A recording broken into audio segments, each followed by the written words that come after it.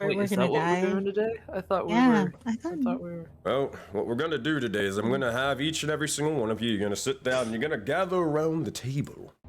And let Start me rolling tell you 40s. all, shut up, Pyre, a Voden fable. Wow, To gather around to for the pick tale it of these up. band of misfits. The tale of the corruption within and that of an everlasting frost. For this be the infamous tale of the Frostmaiden.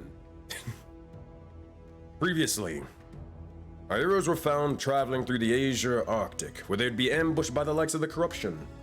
And it'd be here they'd rush into the likes of a bandit cave, but after witnessing how wounded they were, they'd realize the best option was to rest for several hours. They'd wait throughout the snow where Karas, our elf or half-elven individual, would make friends with Zappy. Lika, our red panda ringtail monk, would try Uliam's cooking and then continue forth, trekking into the likes of the cave, however a little sicker than usual. As they do so, you all would find the likes of 2 cages, and further in the cavern, 2 creatures of legend and 2 white dragon wormlings. Individuals foreign to Voden, however, like the tales, they'd be ferocious, bloodthirsty beasts as they'd attack all of you.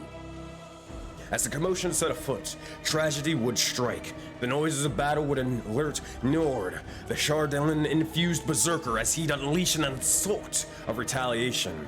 Taking it to the adventurers, he would feel almost unstoppable, a juggernaut even as he would suffer decapitation.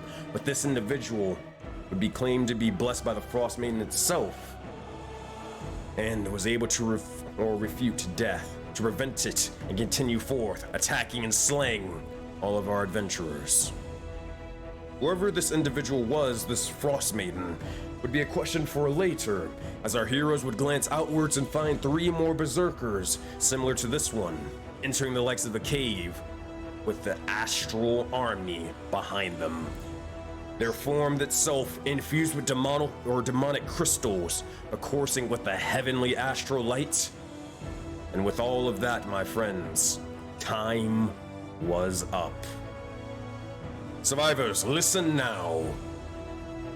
Your journey comes to an end here, but only if you let it. Your souls may be shackled, but your memories are intact and your bonds are strong.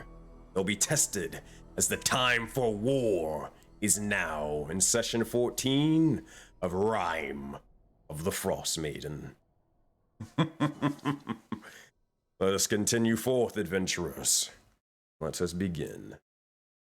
Alrighty, so let's get back to this familiar map that you guys probably hate at this point. Alrighty. Oh, this was cool. Hey, Sensei, you didn't like my 4d6 joke? Yes, everybody, I need you guys to roll 46. Alright, I need you to roll that. Yeah, roll it again. Roll it again. 4 times, Wait, please. are you serious? Are we being for real? Because I will. Alright, 5 more times. You need to do this 2 more times. Alright, dope. I need you to take the highest 3 numbers out of those 4d6s and drop the lowest for me. I'm making a new character, aren't I? Yeah.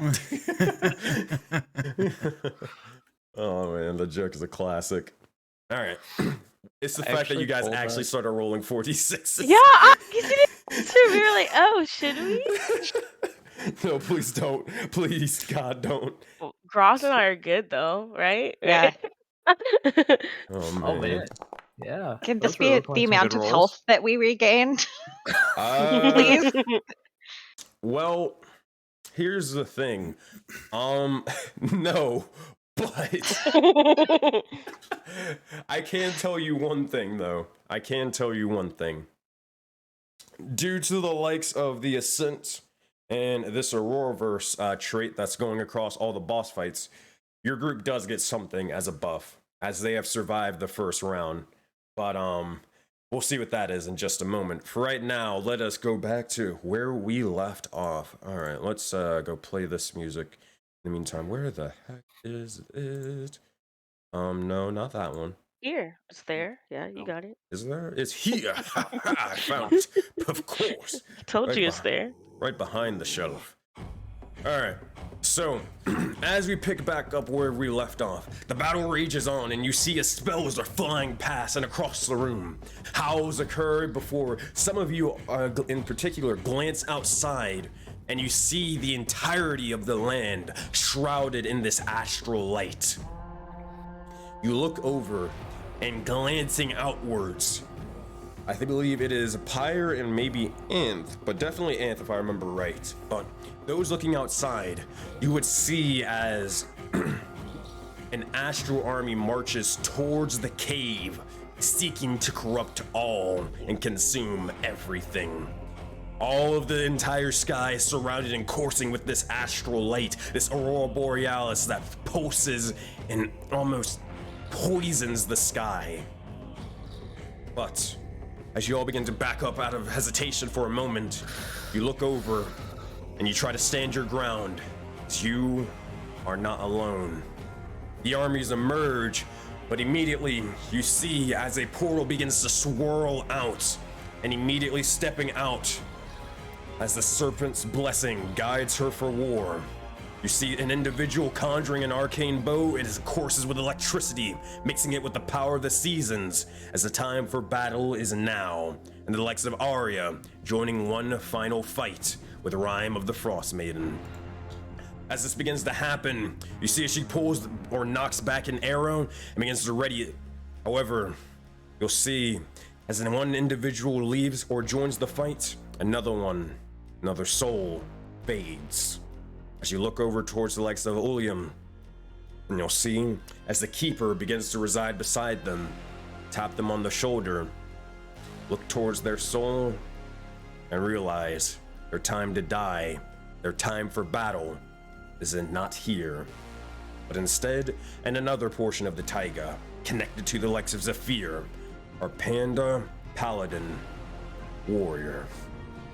That said, as Ulium begins to make their makes their sort of dispersal, Arya, at this very, very quick moment in time, as you see this massive war breaking out, what do you immediately do or say as you're exiting out of this sort of swirling portals via the keeper?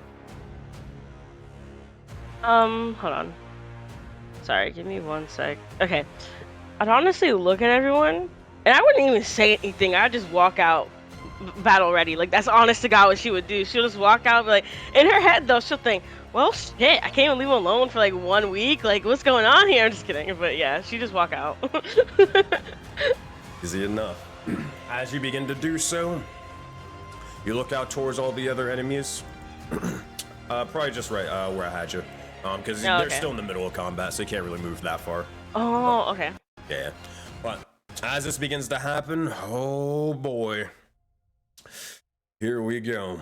All right, everybody. It's time to go over the usual and a couple of traits for this boss fight. Let me explain a couple of things because it has changed a little bit, but it's for the most part the same, but it's still changed a little bit since last week. Let's go over everything, shall we? All right, let me move this over here, and let me move this over here. 1 second. All right, so the following traits for this fight, you don't have to write these down unless you want to, but the following traits are Maim, Unstoppable, Quickened Tactician, Showdown, Auroraverse, Cosmic Showdown, and Cosmic. Alright, let's explain what each and every one of these things mean. First off, intuition checks are enabled. They are essential as for this fight, as you will need to identify and figure out what abilities the enemy is capable of. So, make sure to do so.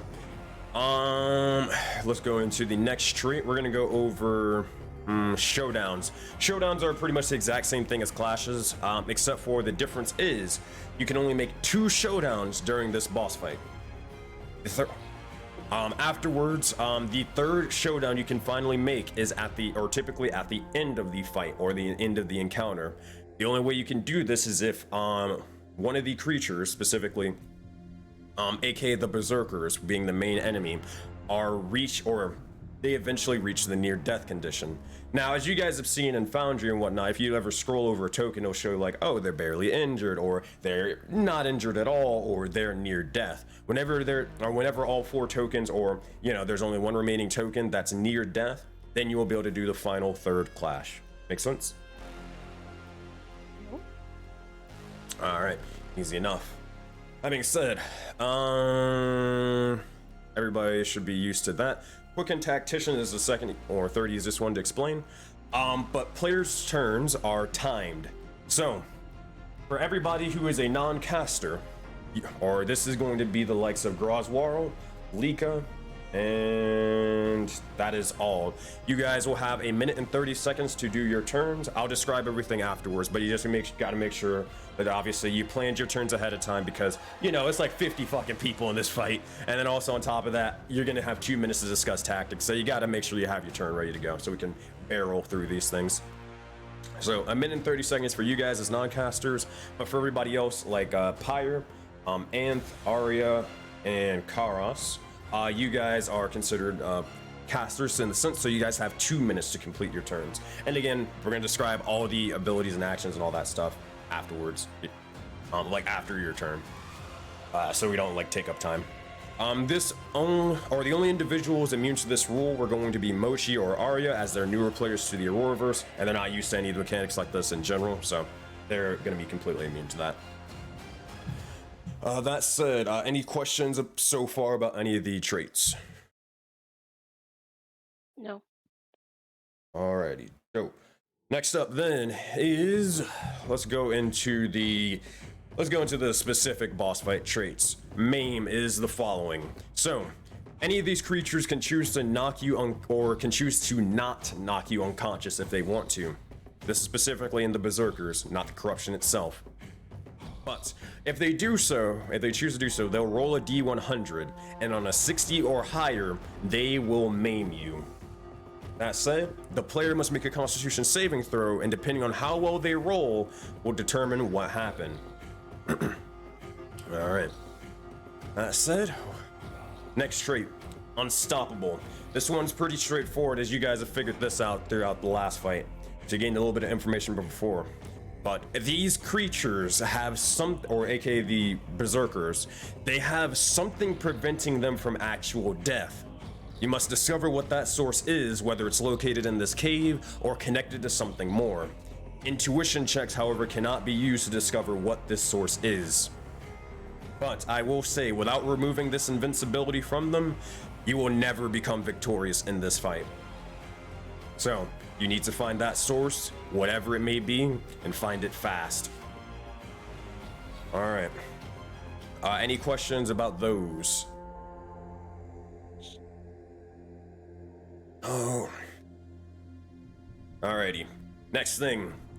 Cosmic Showdown. Or let's go over Cosmic first. Let's go over Cosmic. So, death in this fight by the Berserkers or the Corruption, aka full-on death, not being knocked unconscious, but full-on death. You fail all your death saving throws by the hands of the Corruption, and you're not put out in any way, shape, or form beforehand, as in like a mercy kill.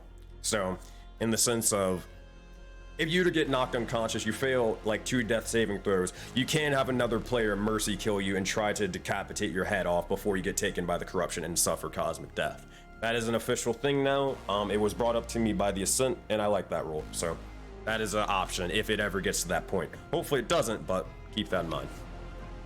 However, if you do get to the point where you suffer cosmic, or you basically fail all your death saving throws at the hand of the Corruption or the Berserkers, then you suffer cosmic death, which means all your characters, or pretty much die, that you have ever played in Project Aurora, and all of them are erased from existence, meaning no one will even remember who you were.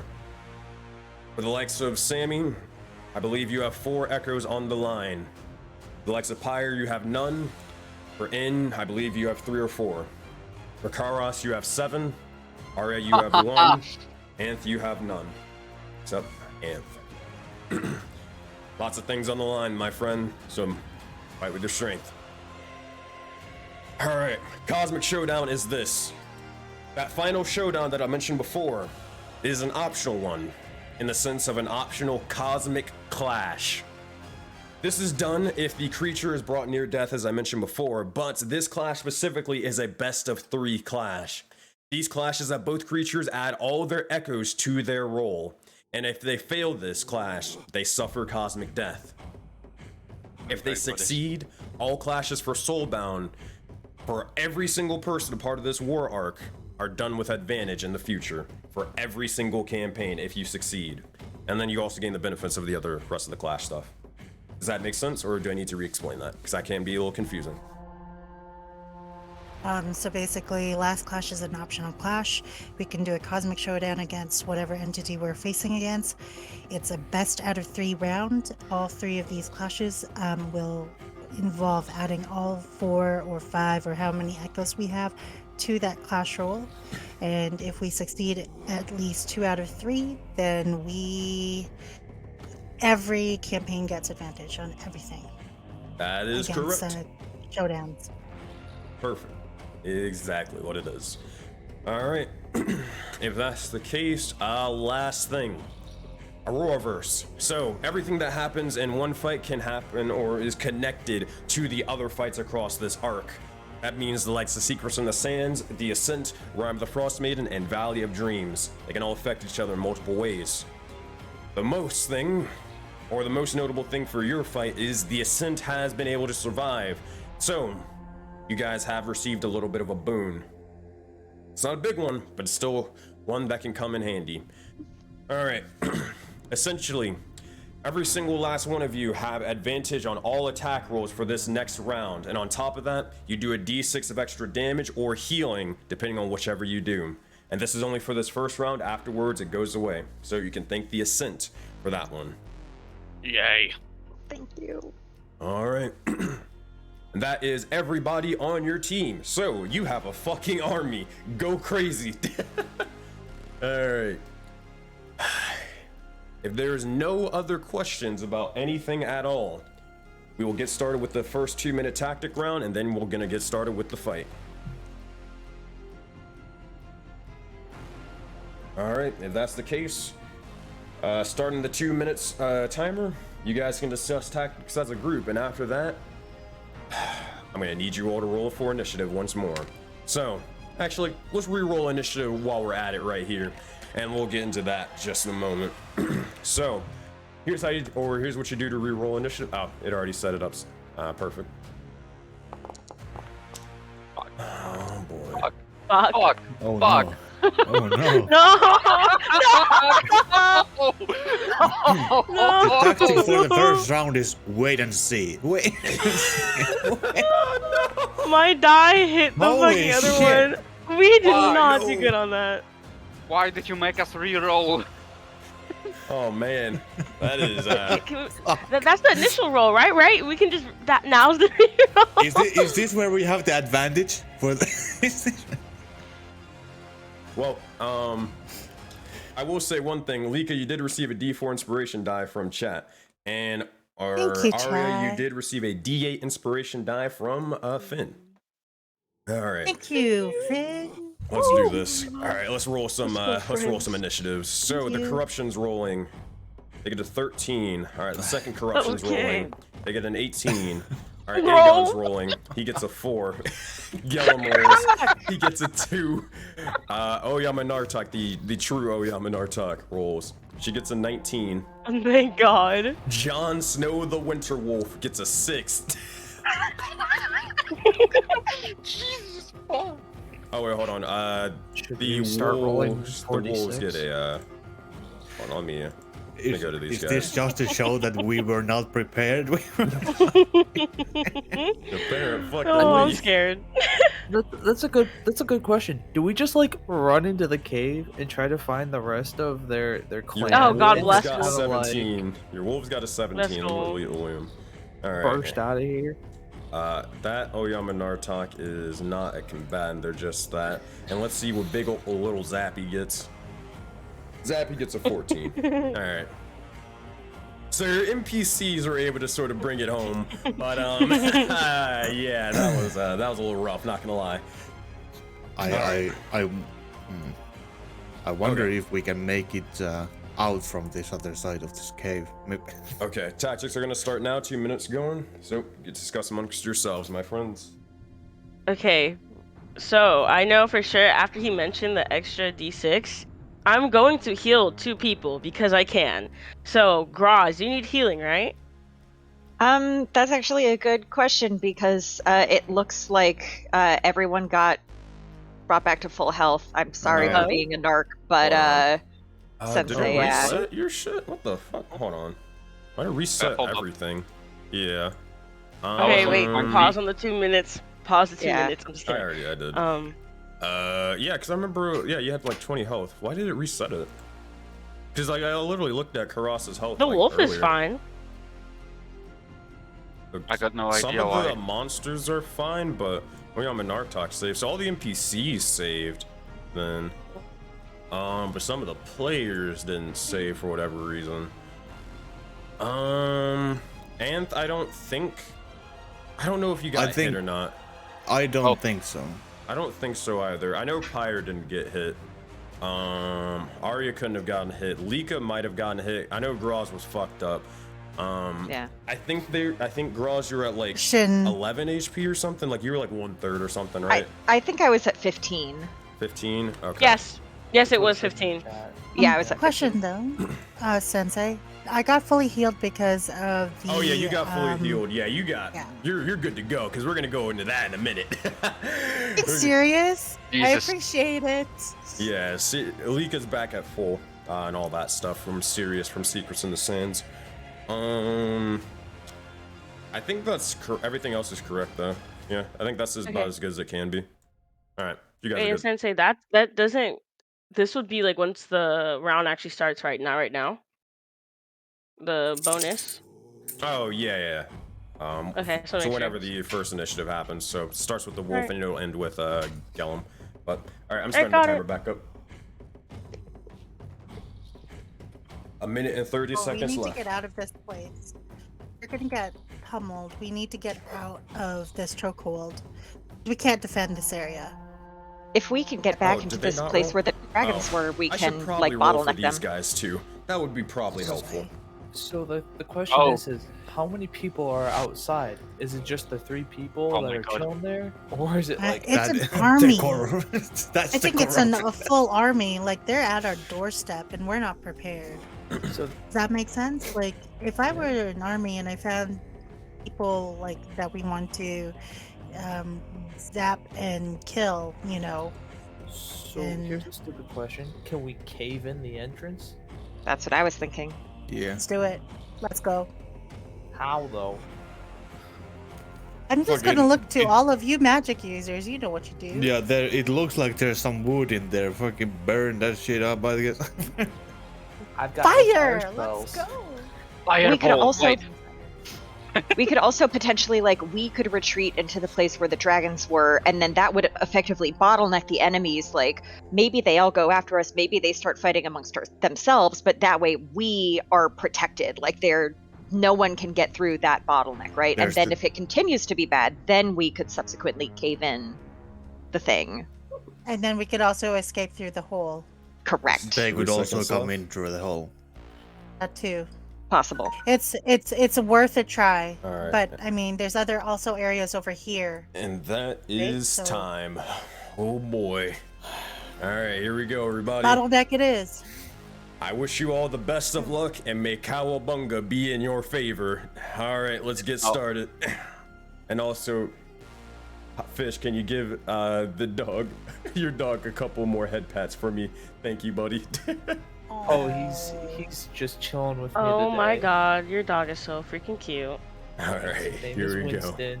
He's a big Emotional bear. support for what we're about to experience. All right, let's Yeah, play He this always comes song. during session for some reason.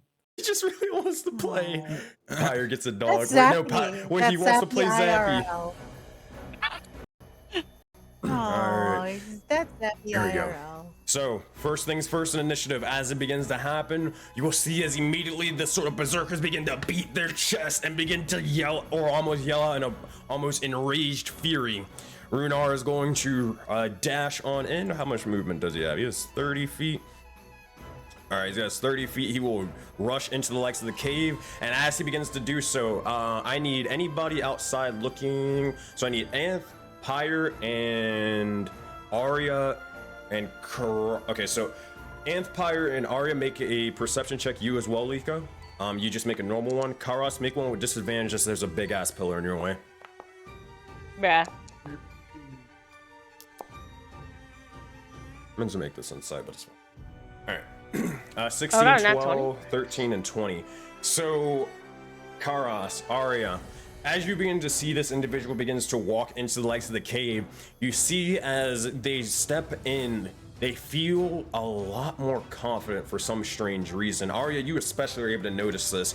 You see as when they were outside, they seemed a little worried, but when they stepped inside, they seemed to almost grin with this sort of sinister smile for some strange reason. You're not entirely sure why, but you are able to notice that if that maybe comes into play later. That said, that's what you guys, or that's what you guys quickly get.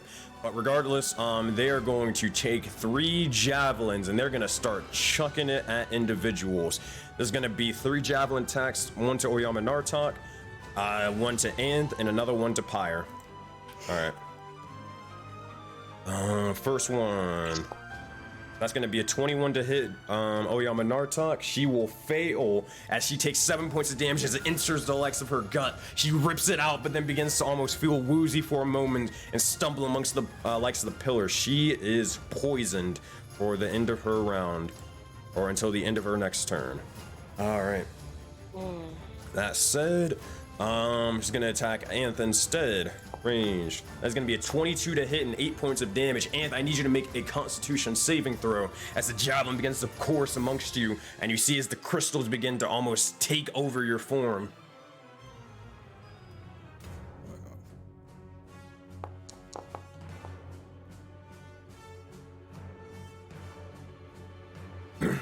What'd you get total? 15. 15, that'll succeed, and you're able to fend off the likes of the poison as it courses amongst you. You sort of rip the javelin, or try to rip the javelin out before it is able to go too far deep and form that big of a wound. That said, you do take a bit of damage. Oh, is it lagging with the damage? Okay, so here's what it's gonna do, guys. Just for reference, I guess because there's so many people on the stage, it's gonna end up, basically, I'm gonna have to manually do the damage and healing and all that stuff, but then Foundry's gonna try to catch up with itself. And it's gonna just basically do extra damage that it should have did like 10 minutes ago. So whenever it does that, make sure to just change your health back to whatever it may be.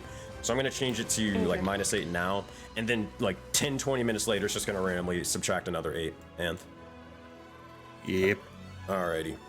That is the second attack. Third attack, gonna go to Pyre. Range. That's gonna be a 13 to hit and 9 points of damage. Make a Constitution saving throw. I'm gonna use shield. For smart move, smart move.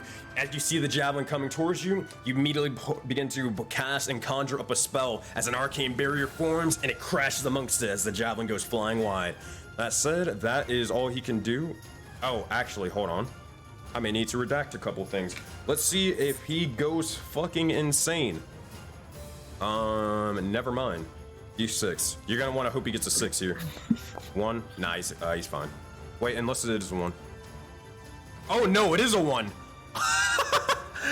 Oh my god, you're lucky as shit. All right, so my mistake, because I almost forgot about this. None of that happens. Oh man. Instead, what you see. It was a bad dream. It's a bad dream. In fact, it's a bad trip for him. As you see, as he's getting ready to grab the likes of his javelins, Anth, Pyre, and Oyama Nartok, but you see as he grabs it, he begins to just stop for a second, and then just begins to start muttering in an infernal and this having this sort of crazy cackling and laughter, just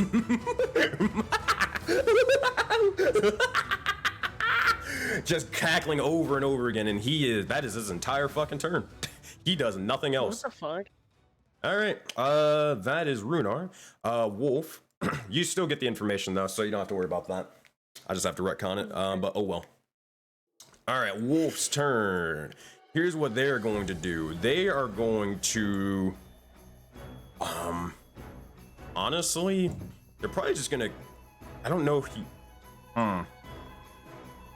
But they kind of just gotta act on their first order. So they're probably just gonna realistically. Oh, the one of them's gonna probably just attack Gellum and try to literally kill this individual right here. All right, so let's move the screen over here. All right, this one's gonna make an attack roll with advantage. I did ask the wolf to do it, you know, non-lethal last time. Non-lethal. Okay, I mean, you got it. Winter wolf. Winter Wool. You can still sort of convey that message to them, so he'll do it with advantage, and all that stuff. All right, and they also get a more time. Wow, 14 and a 7 will both miss. You see as they try to reach out, jumping towards the likes of the dragon. However, the dragon's too fast and quick in the sky to be able to be brought down. All right, this one's going to rush over and try to corner it. It's going to make an attack with advantage as well. That is a critical hit right there. This one is not playing.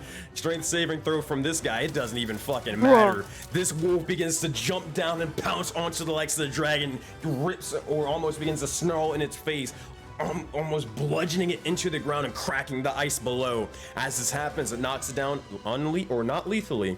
Or actually, hold on. It still actually has a little bit of health, unless it didn't add it. How much? Oh wait, no, it still has a bit of health, but it's still gonna add the D6. Still gonna add the D6. It's looking for a 3 or higher. 2. Unfortunate. Jesus fuck. So it's on 1 fucking HP. God damn it. Oh man, I thought that was gonna be enough to kill him. But they will make the strength saving throw. They'll be able to like sort of kick off the wolf and fly away for a brief moment in time. But hey, free damage. So all we can ask for.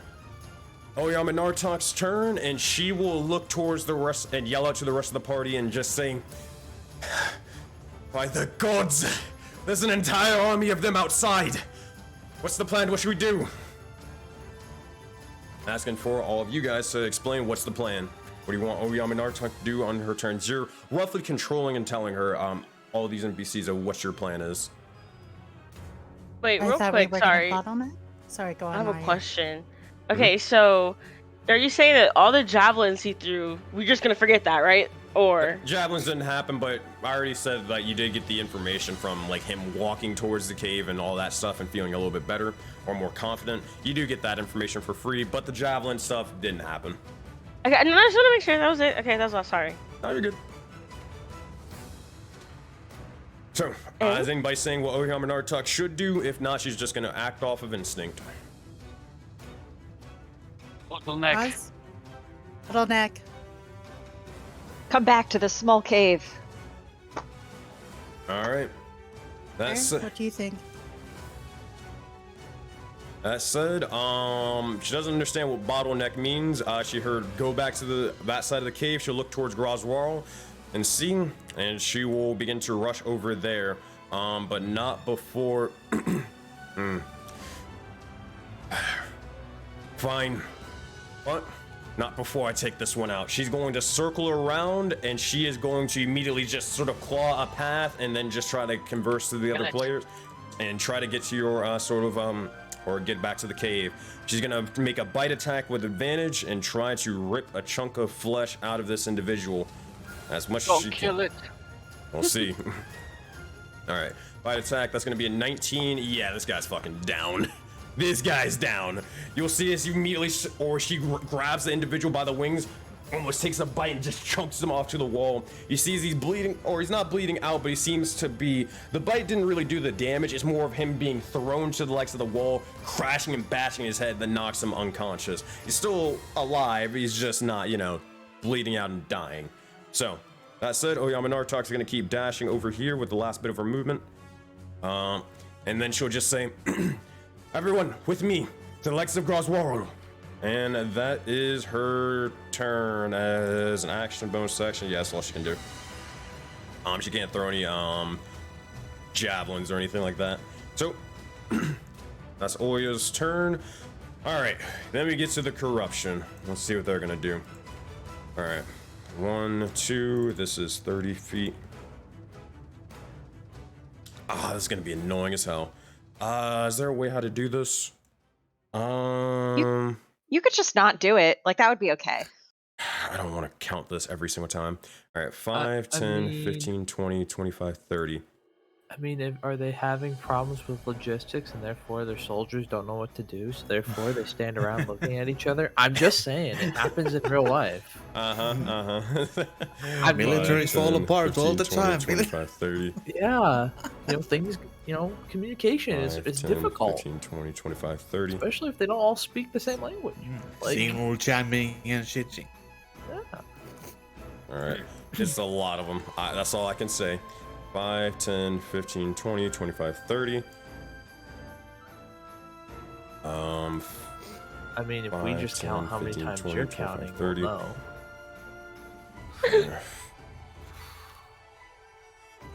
All right, boom, and that's all they can do. It's about right here. All right, dope.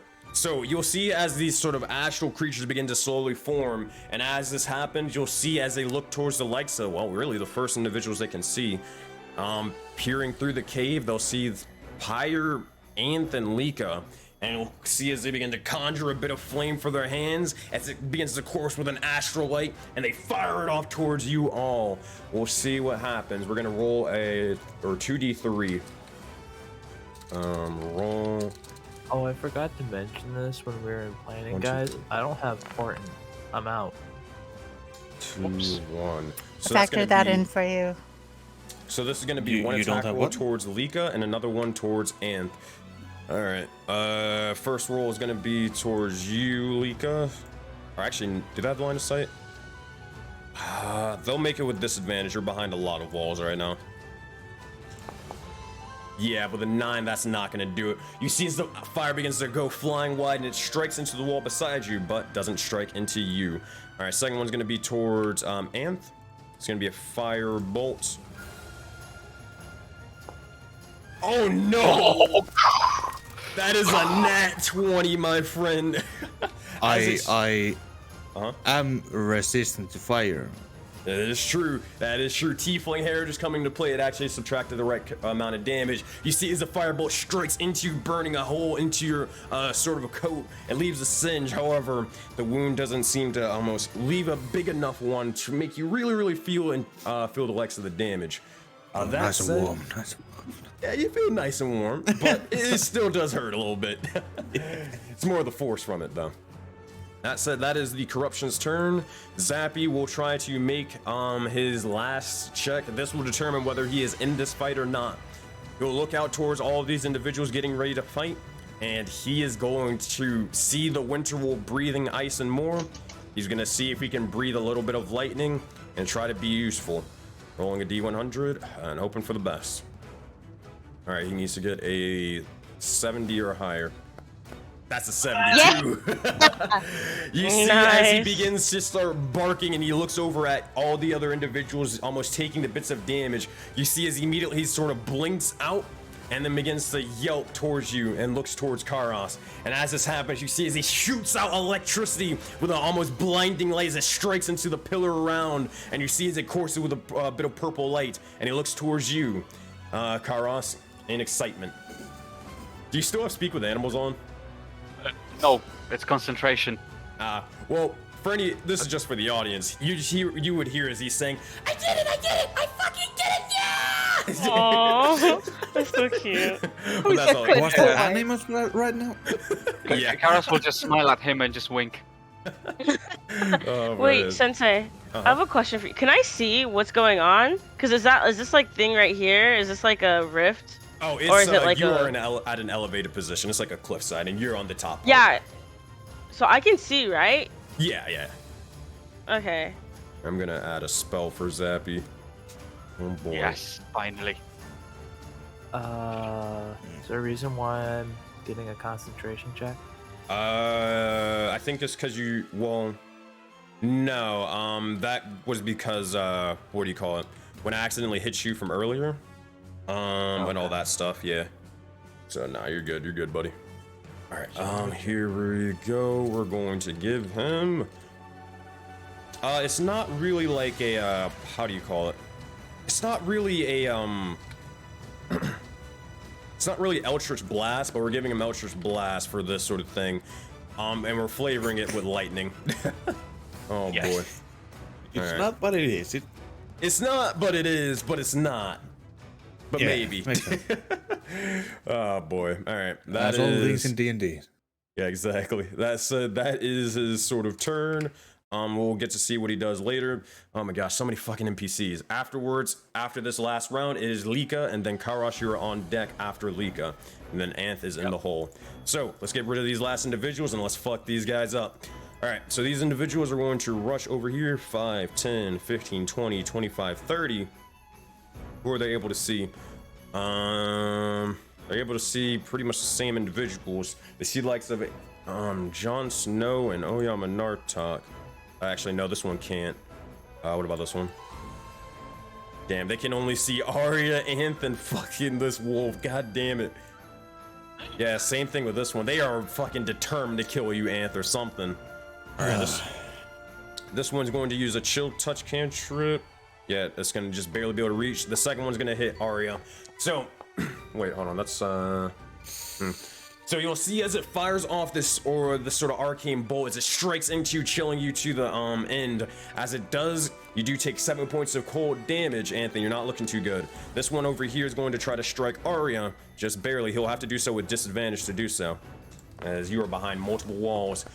15 to hit will definitely hit, as he takes, or you take 7 points of damage. Oh, fuck. All right. That said, you do lose concentration. I don't know what you are concentrating on, though. Oh, it just seems to be happening to everyone. That like automatically that it just asks for concentration checks. Yeah, I was confused, but yeah. Fix that. We got. Okay, we're gonna have to do that. All right. So this is gonna be. Hold on one second. This is gonna be an annoying thing to do, but I need to open a window. It's getting hot in here. 10, 15, 20, 25, 30. All right, that's all they got. These guys are gonna go up here. That's all they got. More of the army is gonna go up here. This round's gonna take a little bit. So Lika, get ready to take your turn in just a moment. 4 of them are gonna be here, and these individuals are gonna be here, and that is all they can do for now. All right. So Lika, as you begin to hear the marching outside, you hear the almost everlasting screams of oblivion approaching towards you. You receive initiative, but as this is sort of happening, you sit or stand there as sort of a bloodied mess for a brief moment in time, and anybody watching, you would see as Lika's soul itself begins to almost be taken from her in this moment in time, and you see as she begins to almost stand there, just completely out of it for a moment. As you begin to witness there, you look over as Lika, okay, what happened? She got the crystal sort of taken out of her, and now this is sort of happening. But before, Lika, you look over and you find yourself on the heavenly path, and all of the events of Secrets in the Sands that happened Sunday happen in just the brief moments of several seconds. As this happens, you immediately breathe in once more, and after meeting the likes of Sirius, Nephiba, Zale, Ilva, Bovi, and more, you look around and you seem to be back where you were left off. Still clean for the most part, but also your wounds healed. Regardless, you snap back into it as the war or the sounds of battle and war begin to emanate. You receive initiative. What would you like to do, Lika? I got things to do. I'm gonna fuck things up. Okay. So, I just saw Anth get ditched. These guys are coming in. She's gonna use her movement to get... I can do this. We'll go up to 25 feet. If I can move my token. To here. Right at the doorway so I can see what I'm up against. Alright, you see an absolute armada of individuals, Lika. It is not good. Shouting backwards, I'll be like... Wait, what's the distance for what I want to do? It's fine. Shouting backwards, I'll say... If we bottleneck them, we're in trouble. They're gonna be right outside. I have clear line of sight on that. Make a perception check for me, And Lika. then- Can. 22. You Have look clear line over of towards sight. them, and as this is kind of happening, you see as there are multiple or however many creatures sort of rushing up the likes of that entire sort of windy cliffside that you guys made your way up to. It is filled to the brim with them. You gauge and guess around at least 20 individuals marching their way towards you all, capable of dealing what they did to Anth from a while ago. It's terrifying, but you don't have any time to be scared. The time to fight is now. That is your movement. You have an action and bonus action still, though. Yep, that is part of my movement. I believe I can move 40. So I will use the rest of my action to dash back up to where everybody is. So 25. So 40. Oh, should give me 80 feet of movement. So 45. And then, you know what? I'm actually gonna go with right here. And then bonus action, since I'm now in range, I will bonus action use my key to channel Empowering Fist and give Pyre inspiration. Hell yeah. As you I begin believe to that's do right. Yep, that is correct. So as you begin to do so, well, Bardic Inspiration, action, movement, yeah, that'd be your entire turn unless you want to do anything else. I'll describe it in just a moment. Oh, that is my entire turn. Alrighty. That said, So you should add a D6. D4. You're only What's level the 3 right now. inspiration die?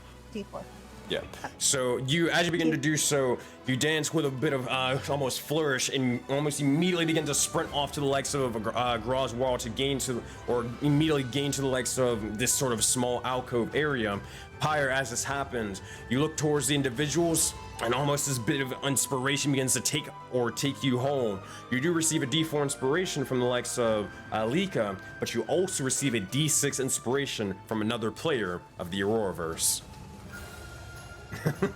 just getting inspiration left and right, buddy. That said, Lika, that is your turn. Karas, you receive initiative. Anth, you are on deck, and Graw's wall, you are in the hole. But Karas, what would you like to do as the fight continues? Yeah, I'm gonna. Is it an action to take Gellin with me? No, you can just pick him up. Okay, I'll pick him up. Mhm. I'll go over here to have a look at what's happening outside. All right, perception check. And 10, same thing as Lika, pretty much. okay. Then I just have a realization and just shout to everyone, we need a way to cause an avalanche. Aegon will yell out to you and say, remember the Stormbird? Remember the erupting thing when we took down its nest? I can do the same thing, but I'm not sure if it will cause the entire cave to cave in itself. Do it. And then I'm gonna shoot my only bolt that I have in a hand crossbow loaded in. All right. As said, you pull the legs of the crossbow back, fire it to whichever individual you'd like. 22 to hit and 9 points of damage as it strikes into him. That's going to do a lot. You got 30 seconds left on your turn. Anything else you'd like to do? That's 1d6 as well, isn't it? Yep, 1d6. Plus 1d8 because of the first strike. Mm-hmm.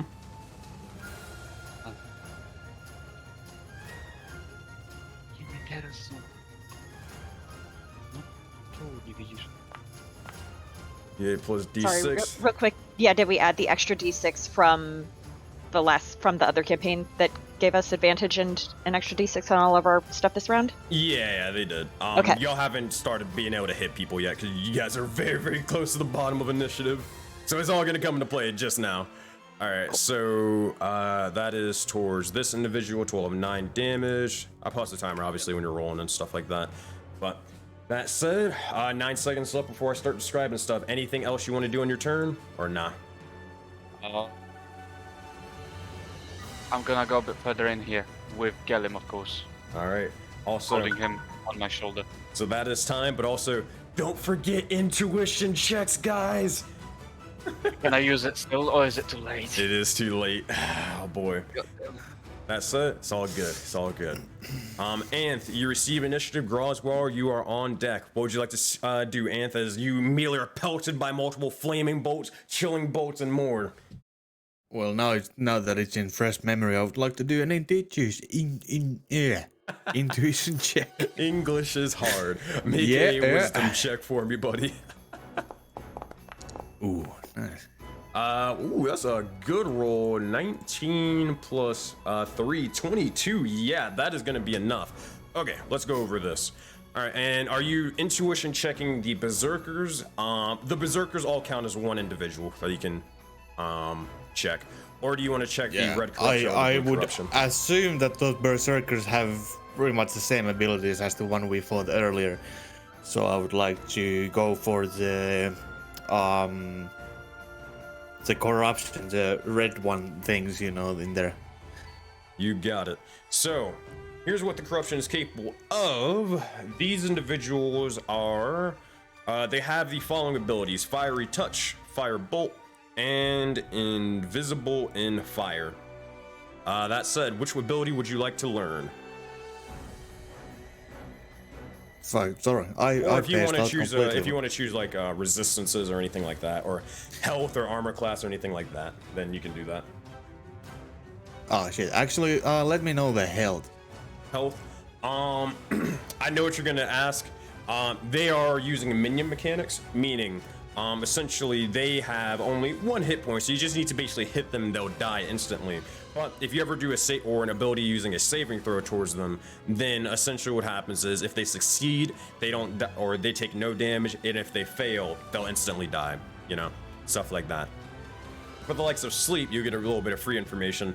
Sleep will not be able to affect these individuals.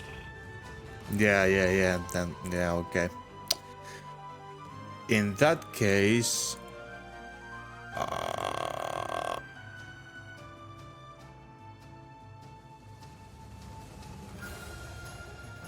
I will cast Dissonant Whispers on the first, the same target that Karaz hit with the crossbow. You got it. All right, so as you begin to conjure the spell, you begin to slowly speak into into their mind. As it happens, their worst nightmares begin to become real. They'll need to make a wisdom saving throw. Cast the ability towards them. Let's see what happens. Thank you. 15 points of psychic damage. They'll try to make their saving throw, and they will fail with a big 4 as they are cursed by it. That said, they need to run away from you, correct? Yeah, if they have the reaction. They do. And if, yeah. So that says, as they begin to this individual who's still sort of cackling madly, they will begin to start immediately just sort of trying to rush away from the likes of you. You look as the other individuals look towards them, and they seem to be, "What is the matter, brother? Join us!" And they'll just continue sprinting off, ignoring them entirely. All right, 5, 10, 15, 20, 25. This is as far as he can get. There's not enough space. All right, that is his reaction. Anth, do you got anything else for your turn? And then I would like to use Bardic Inspiration to Aegon by just saying, just do your best to collapse this whole thing down so we can, well, live with less danger. Okay. Not to collapse the whole thing, to cause No, the entrance. I'm sorry, I didn't want to die. Avalanche. I said, play the horde, Anth. What does this Bardic Inspiration sound like?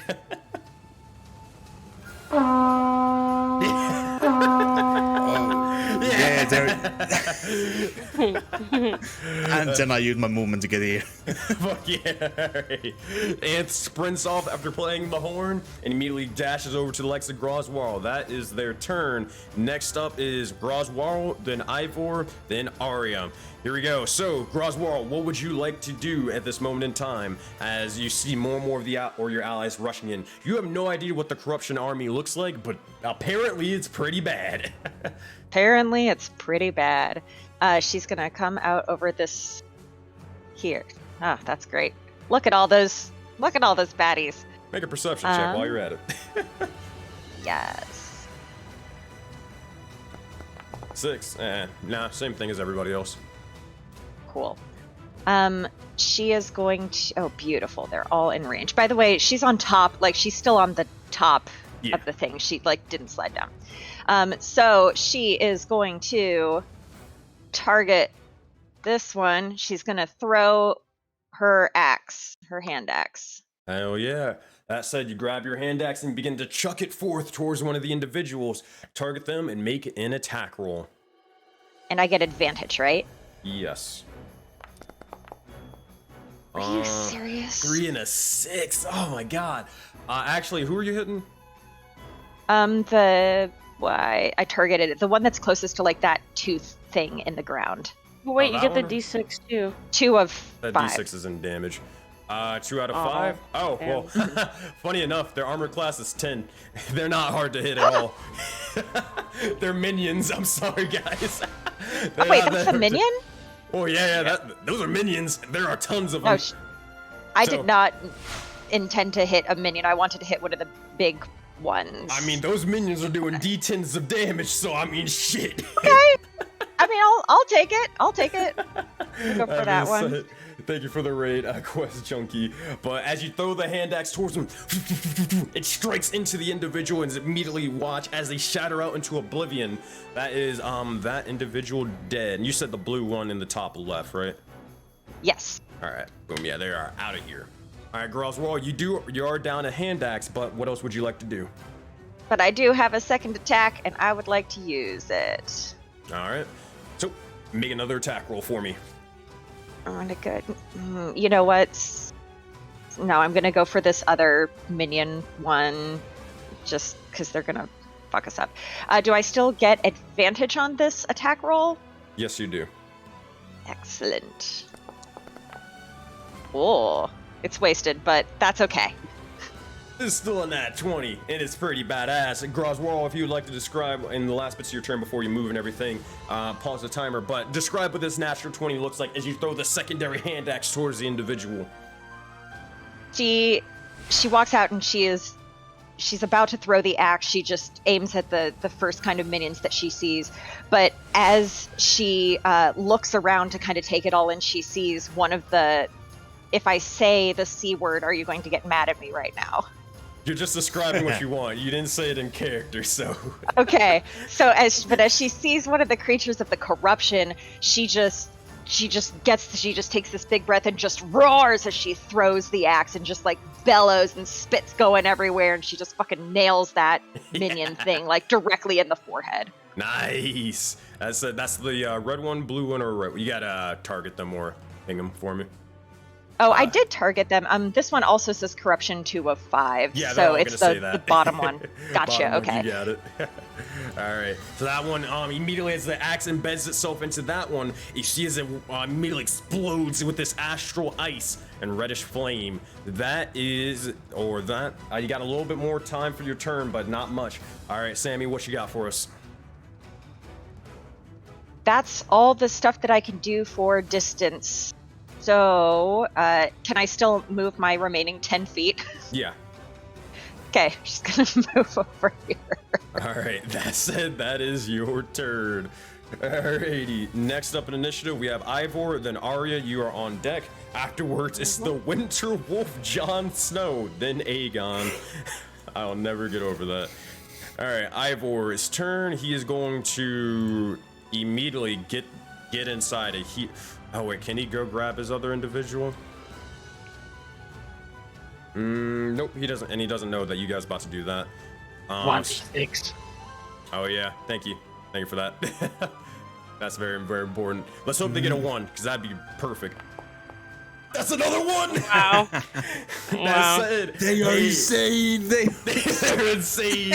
You see as the Shardalin Berserker begins to look over towards the other individual, and you see as the crystals begin to sort of crack and contort, and you see as he begins to immediately just start almost muttering to himself.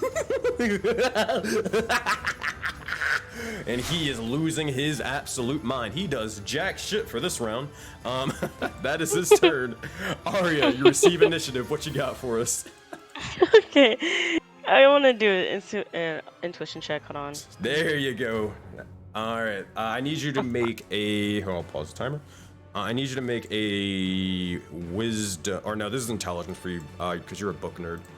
Make an intelligence check for me. Okay. Bruh. No. I want to cry. That's not gonna do it. Good for remembering, but an 8 will not cut it. So you have the rest of your turn. What would you like to do? Okay, I'll just like move over. Hold on, I have 30 feet. Okay, I can go here.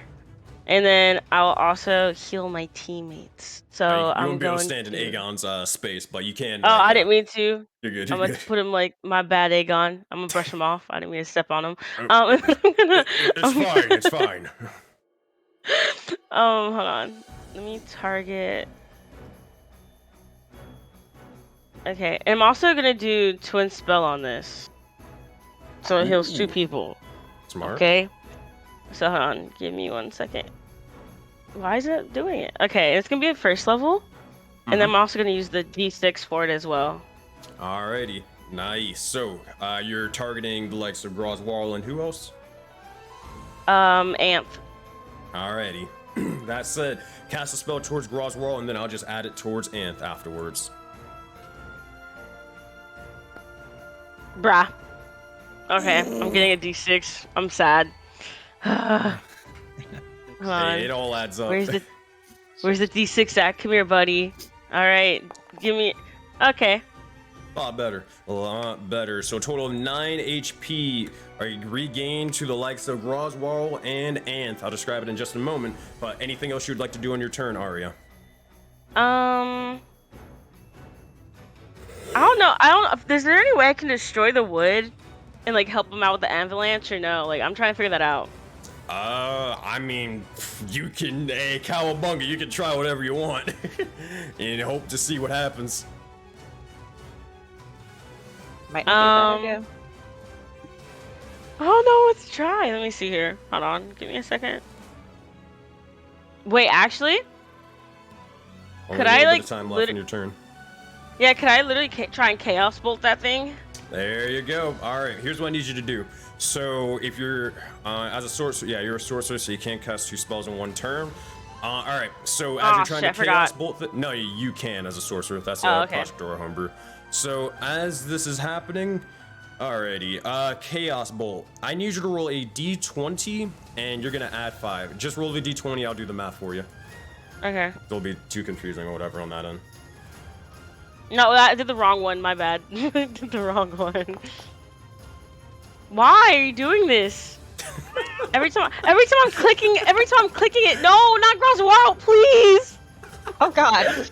You're good. Hold on, I got you. Let me take the wheel. Oh my God. I killed Groswarl. I kill her again. Oh man. All right. Back to 5 HP. You're at 20. Yeah, you're fixed. Okay, and then there you go. All right, so that should be fixed. Let me make sure I got your spell slots. Oh God, you just ran through all of it. Hold on, I got you. So you used the 1, so you're at 3, and you're about to use a chaos bolt. So you're at 2. Okay, cool. Now roll a d20. So to roll a d20 is just the bottom right of the screen, next to the roll button. I got you. That would be the funniest villain arc, though. Like, I heal him. But anyways, I started blasting, just fucking portrays Groswarl and kills her. Oh, man. It's air quotes. I heal them. That said, a 17 or a natural 17 plus 5. That is a total of 23. Arya, you immediately begin to conjure back the bow and you fire it forth towards a sort of wooden structure. Now I need you to roll 2d8 and then add a d6. Side. Okay. This is for the damage for Chaos Bolt. Yeah. And then there's the D6. Oh wait. 8. All right. 1 second. I accidentally did the. Okay. So this is 6 and a 2. Poison or cold damage. All right, yeah. Choose Okay, between I was gonna poison or get cold thunder. damage to strike this thing. Does poison even affect wood? Pick one. Okay, poison. All right, poison. That being said, you strike the likes of the wood with poison, and it seems it does do a little bit of damage, but not really as much as the fact that it's mainly just wood. It's more of the force from the actual arrow itself strikes into the thing, and you do see as it begins to collapse a little bit. If it wasn't for this sort of well-aimed strike, nothing much would have really happened. But I will say at the least that as this area or as the wood gets struck, this area is at least a little bit difficult terrain, but it's not completely walled off. All right, that said, Arya, well put. That is pretty much your turn as you are at time. Alrighty, next up in initiative, Jon Snow, then Aegon. Pyre, you are going to be the next player in initiative, but it's going to be after a couple NPCs. All right. All right, Jon, he is going to. He's pretty much just going to. Actually, he'll look towards the other individuals and say, "Do you want me in my pack to hunt the likes of the one that escaped further into the cave, or are we going with you?" And he'll kind of like, you know, point-ish kind of down this way.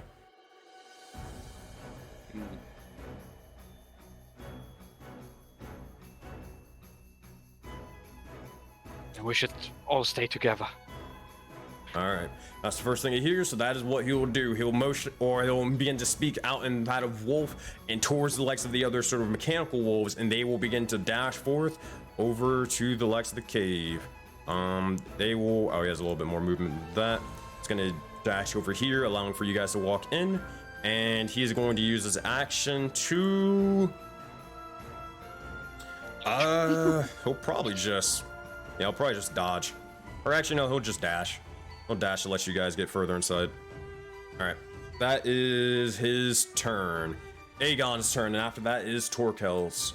Okay, Aegon is going to, after sort of conjuring the bits of the spell, you'll see as he immediately begins to almost surge with electricity, and then step forth. As he does so, you'll see as the runes begin to almost course amongst his veins, and then he'll slam the likes of the ground. More and more arcane energy begins to form and swell as he is going to cast Erupting Earth at 3rd level. Good thing good thing you guys took that long rest, because that wouldn't be a thing if you guys didn't. Alrighty, Erupting Earth, he's gonna cast that.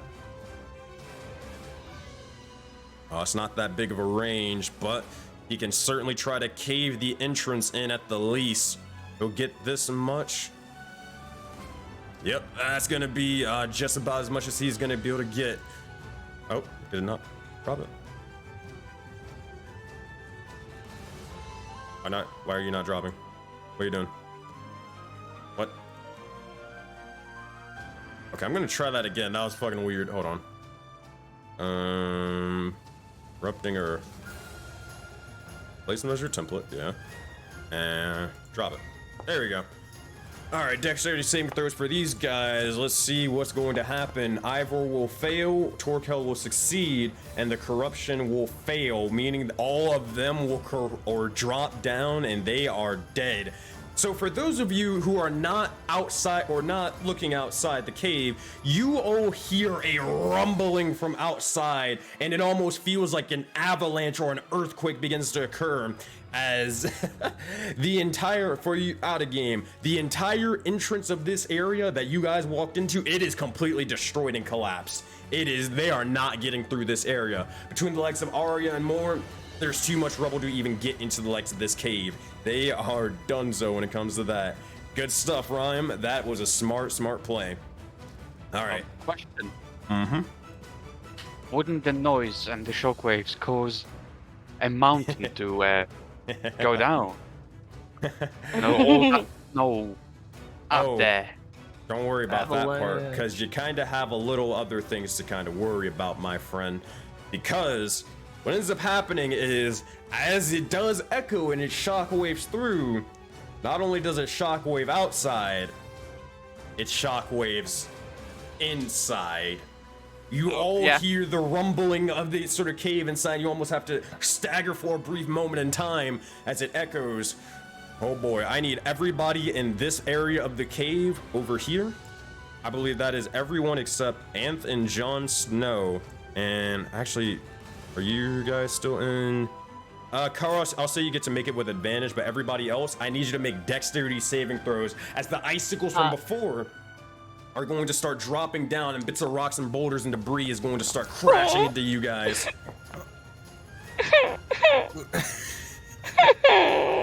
Oh no!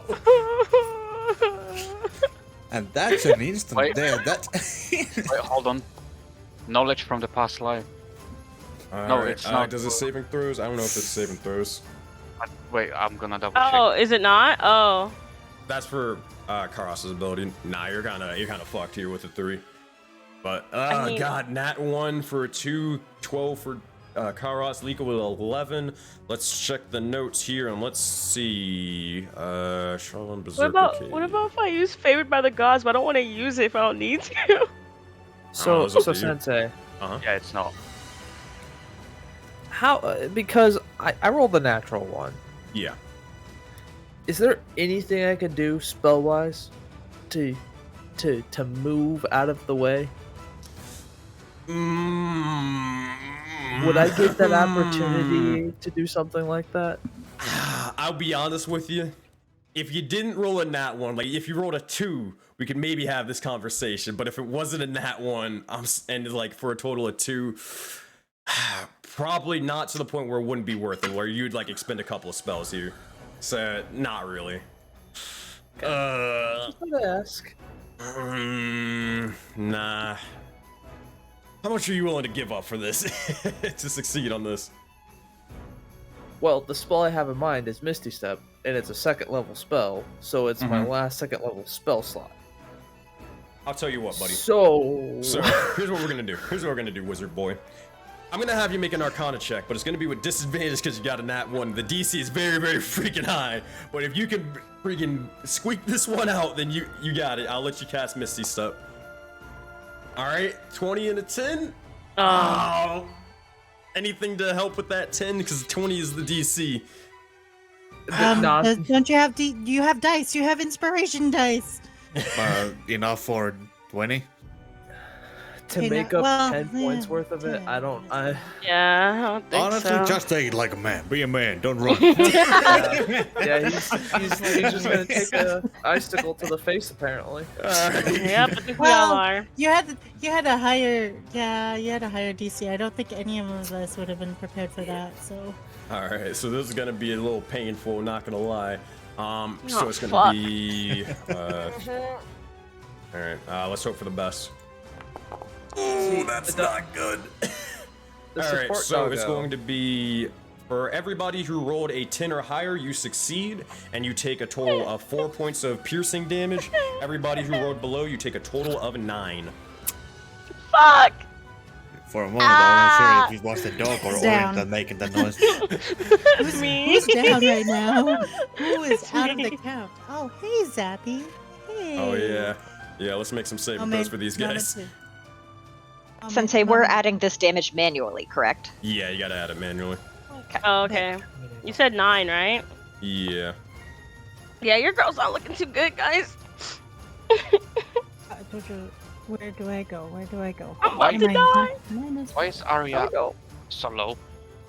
She's a sorcerer. She has like 20 Because she's taking a lot of damage. She's got very low. And I decided not to use Favored by the Gods, and I should have. She hasn't been damaged. Well, this wasn't really gonna save you much. No, it's cause earlier I got hit by. Oh wait. Oh, it probably delayed damage. Yeah, I did the delay damage. I can check. You did get hit once, but I don't think you got hit more than once. No, it was the javelin, right? Yeah. Oh no, it wasn't the javelin. It was the it was another person. I can't remember what it was. It was the the fireball chill touch thingy. Yeah. You took the 7 damage, and then did it do what I think it did? Let me see if I do math right. I think it did. Hold on. Oh, God bless. I was about to say, I was like, wait, I think it did double because it shouldn't have been that low. So you took the 7 damage, and then hold on, let me do quick math. What the fuck? Okay. Could be at 16, right? All right, hold on, and then we're gonna do -7, 16, and then minus another 7 would be that, and then minus. Yeah, I think you're good, but it's not by much. You should be at 16. From what it's saying here. Yeah, 16 out of 23. Yeah, so you're not. Well, this is before the damage happens, so you're gonna take another 9. So oh, you're that's at, right. So you're at 7 HP. So it's like the difference between 5 and 7. I mean, hey, any Just HP 2. counts. Yeah. Fuck. All right.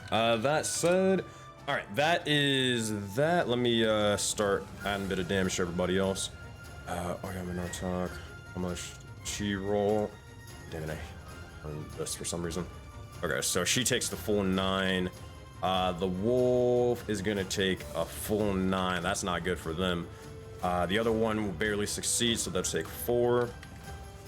Zappy succeeds, so he takes 4. Aegon succeeded, so he'll take 4. And also we got to roll for this guy. Oh, it doesn't fucking matter. He's just gonna keep doing what he does.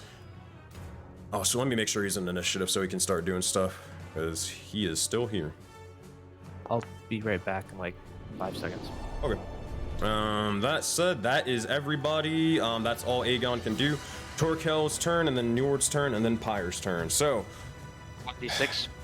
Yep, 1d6. Let's see if he goes insane. In the midst of the rubble and destruction. He does. I have rolled 1s on every last one of these fuckers. You can't be any more lucky. It's not luck, they're just fucking insane. Oh my god. That is what they do the entire turn. Oh my god. I think like you guys sucked up the Ascent's bad luck from yesterday and you just converted that to good luck. God, I hope so. Alright. Njord's turn, he's gonna roll a d6. I swear to god, this is rigged if I roll another 1. Wait. Yes. But Njord, Yes. Njord had the crystals removed, remember? What? That doesn't make any sense. I'm gonna roll No, another I mean- d6. Wait, what? You're climbing slowly. You know what, Sensei? I call it fair. Uh-huh. I don't want to hear it. I don't want to hear it. I call it fair. I'm not complaining. I'm not complaining, but apparently Yeah. the blessing of Rashid to roll fucking low as hell is cursing these guys. Hey yo, what the fuck? You should take those ones for the next 2 rolls of d6 because you rolled it Completely already, agree. you know? That's not how that works. But you are right, or you are correct. He does have Charlatan Madness sort of taken out of him, so he will still continue doing what he was gonna do anyways. All right, he's gonna take his movement action. He's gonna look over to here. Is anybody in here to make a perception check? No, you guys are way too far. He will do that, and then he is going to come back and pretty much to where he was. This is action. Okay, that's his turn. All right, that's Njord's turn. Pyre, you receive initiative. What would you like to do? So can I see anyone? Any enemies? Yes. Make a perception check for me. Because, well, if the cave is collapsed, does intuition checks take line of sight? Nah. Oh, okay. Well, then I'm gonna make an intuition check then. All right, you got it. Make a intelligence check, and while you're doing that, Lika, you receive a D6 inspiration from Zaman. All right, what you get for me, buddy? 21. 21. All right, nice. So, who are you trying to identify? Blue people, red people, or the berserkers? The berserkers. You got it. So the berserkers have the following abilities. They have Chaos Surge. They have Charlatan Madness, and they have Reckless. Which one would you like to identify? The first one, please. All right, Chaos Surge. All right, Chaos Surge basically does this.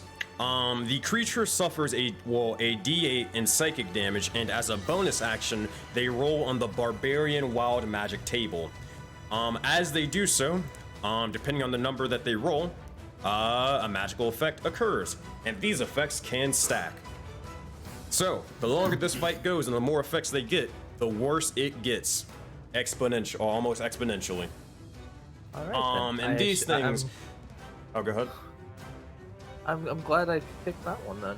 Yeah, if you really want to see like all the information of the Wild Magic table of what they can possibly get, you can just look up Barbarian Path of Wild Magic and look it up that way if you're so inclined. But it's all randomized, and it can be things from being able to teleport to you guys, to being able to receive temporary HP, to being able to literally shoot beams of tendrils and chaos out towards everyone. It can get very, very bad very, very fast. But those things can also stack upon one another, so very, very bad if they get those. And also with the cave collapsed as well. Can I like cast spells through because Aegon? No. Okay, that's what I thought, but I just wanted to make sure. Yeah. Okay. So there's the intuition check then. So they can't reach us from the outside into this cave, correct? No. Okay. Then going with the plan, I'm going to take Oh, they're my going to take a little bit action. more damage than that, as they fell a decent bit. Yeah, they're going to take that shit. It's going to be bad. Then I'm just gonna take my action to dash in here and get to the farthest back of the room. And he's gonna run by the gold pile that's sitting here, and he's just gonna start pocketing it. And he's gonna try to do it before anyone notices. All right, make a sleight of hand check. My man. Quick, gold. It's 15. Hey, Anth, what's your passive perception? Why? I would just like to say his line 13. of sight is broken as well. Also, been through cams is still off. Yeah, I lowered it for a sec. Gotcha. I'm also gonna see if there's any like magical items or health potions in this pile of gold as well. I'll pause the timer. Let me check. Let's see.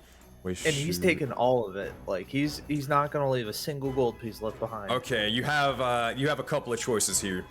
You can choose the gold, or you can choose the gold, the copper, the silver, thieves' tools, a spyglass, or a scroll of some sort. Spyglass. I have to choose one. You have to choose one for now, because this is within 6 seconds of you getting like a bunch of gold, and then also another item. So you're gonna get gold anyways. It's just, do you want to get nothing but gold, or do you want to get gold and something else? So, is there a sizable amount of gold? I'll get into that in a minute. We'll roll like a d6 or something. Okay. So Pyre's gonna pocket half the gold to also get the thieves' tools as well. Okay. So he's gonna pocket them, and so like no one knows that he has them, sort of scenario.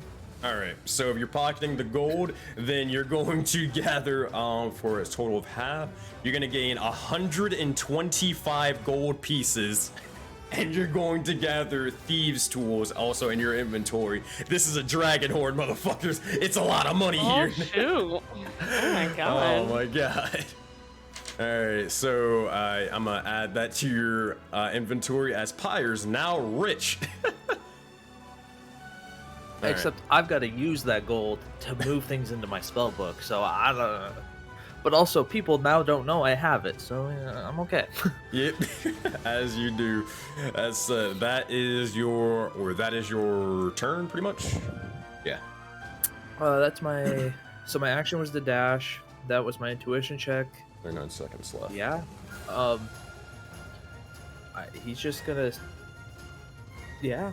He got his thieves' tools and he got his gold. That's all he cares about right now. He's not in danger, and his friends aren't in danger, so. All right. That said, if that's the turn, then that is the first round of initiative. A lot of things happening. Let me roll and simulate this for a second. All right. So here's what they're going to do. they're going to see this, and they're going to be like, oh, fuck no, and they're going to dash into here. And 20, 30, and then, oh, they still have a bit of movement.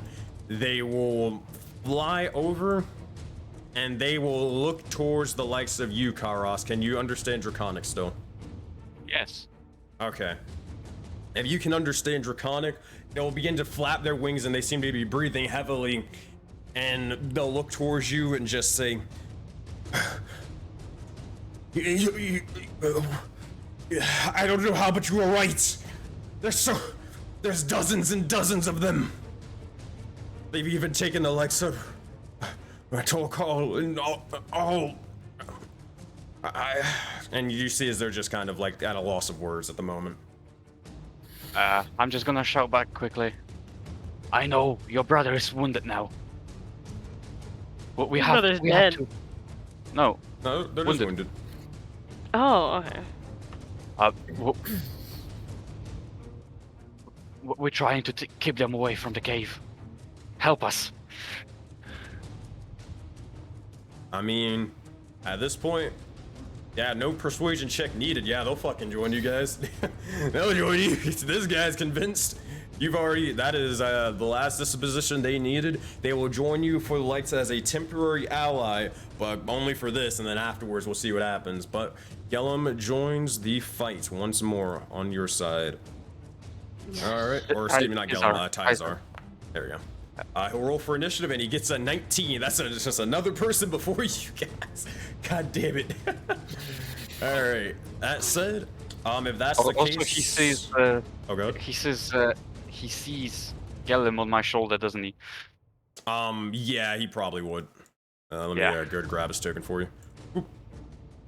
So, that said, you guys have 2 minutes to discuss tactics and more, but it seems to be, I mean, shoot, you were able to get one, or you only have one berserker left with you in the cave. You have no idea where they are, and they're still probably trying to kill you, but it's not looking good, but it's also looking fairly well considering what it was a couple seconds ago.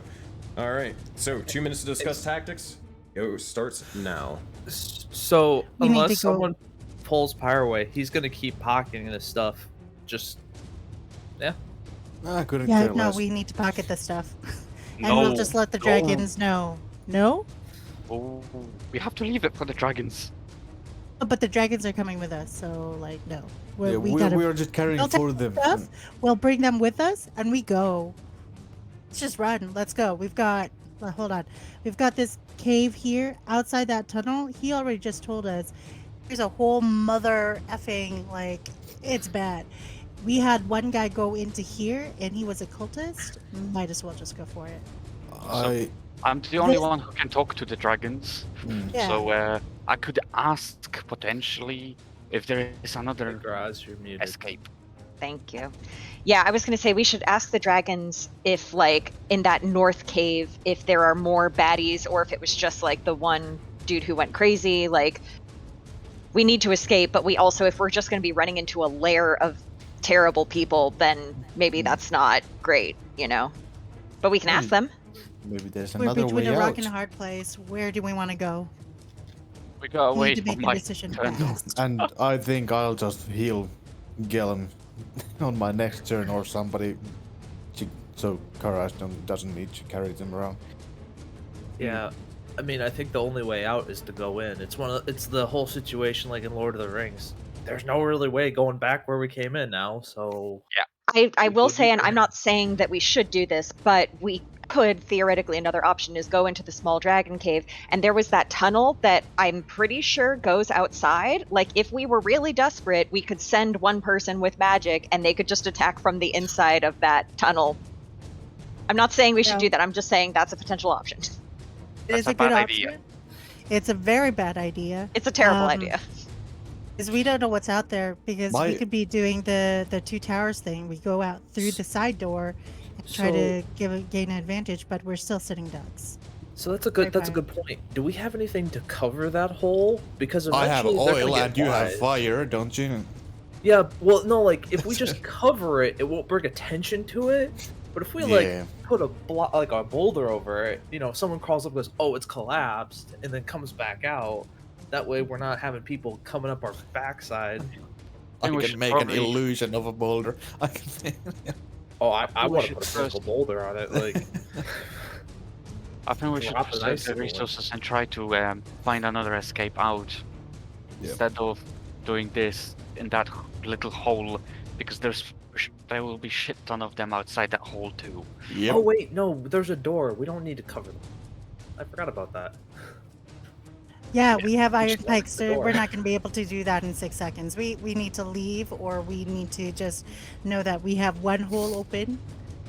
We have 3 holes over there. We just need to make it fully.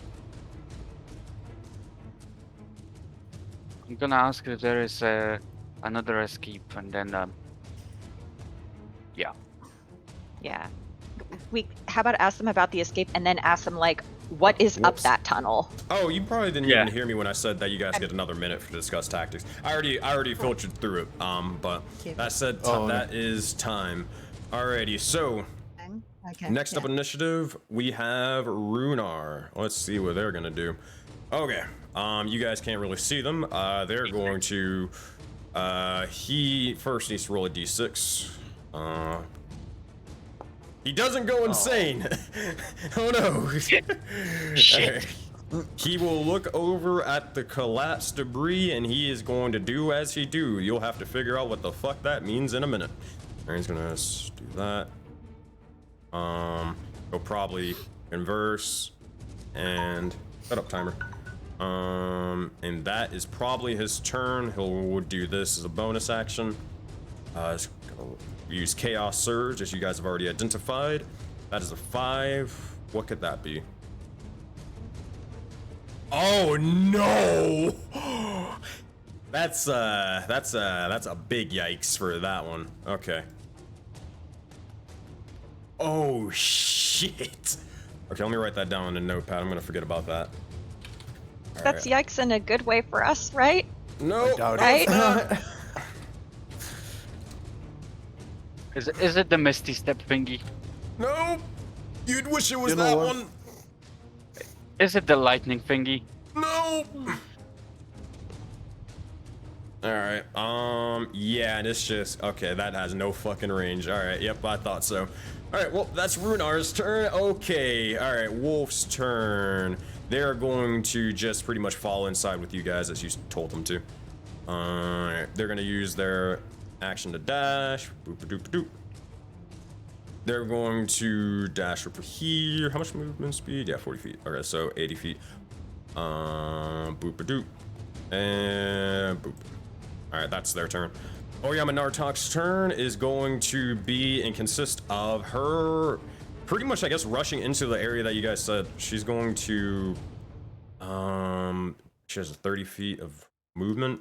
Okay, so she's gonna move over here, and she is going to move over here, and she will make a perception check as Pyre sort of kneeled down below.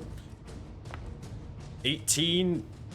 She'll just not really yell at you, but she'll just say, "What are you doing? There's no time for this." Looking towards you, Pyre. Has she so like I've already got like the Yeah. initial stash and like no okay. Mm-hmm. But what else did you say was in this horde over here? So there is. Let's go check There- the there's notes like- again. There's like money, so So there's monies. There's the thieves' tools, which you got. There's a cracked spyglass, and there's a scroll of some sorts. okay. All right. Okay. All right. That said, do you respond, Pyre, as she just calls you out? Pyre's just like he just kind of looks there like a toddler that was caught with his hand in the cookie jar. Like he just kind of like expressionless, just like doesn't respond and just stares at her. She'll just say, "There'll be time for riches and glory later. Ready yourself to fight." And that's all she says. All right, Tyzar's turn. He will look over pretty much to Karas, because you're the only one who can speak to him, and just say, "All right, what is the plan? What do we do?" What is in the northern part of the cave? Is there another escape route? These are the only 2 escape routes. I heard an explosion or something. I don't know if that's with you guys, but besides the main entrance, this is the only one. It'll look towards the chute. What's deeper into the cave? Are there more enemies? That's just where the feeding grounds and where they sleep. That's pretty much it. Sounds like they don't know. Well, we also need to check for their missing group from Aegon and Oya, don't we? Then we have to fight. I'm gonna relay quickly information. We shout that we gotta fight. There's no escape. Shout it All common. right. That's it. That is. I guess that's what Tyazar does for his turn. He will just wait here for the moment. He'll kind of look towards the likes of the chute, but that's it. All right, Corruption's turn. Okay, here's what they're going to do. All right, first off, I need to make a couple. Well, that guy's fucking insane. That guy's insane, and that guy's insane. So we're going to make charisma check for them. Oh boy. Actually, if that fails, I'll roll a D100, and you do not want to see me roll high for that one. Percent or is it charisma check? Oh, okay. So he will begin to yell out. None of you are able to hear it at this moment in time, and he is going to start march forward this way. All right, that is that. It's gonna make a couple of movement things. Boom, boom. I'll try to speed this along as much as I can. Boom, boom, boom. All right, that's about as far as you guys get. All right, as far as you guys Something get. very quickly. Yeah, go for it. Didn't token. What's wrong? Oh, yeah. I'll get that in 1 minute. I have it saved. Sorry about that. Okay. Yeah, no worries. I just realized that. Yeah. I think that's all they can really do. Yeah, they're gonna start sliding here, and that is their turn. I'll wait till like Lika takes their turn, and then I'll have a bit of time to do stuff.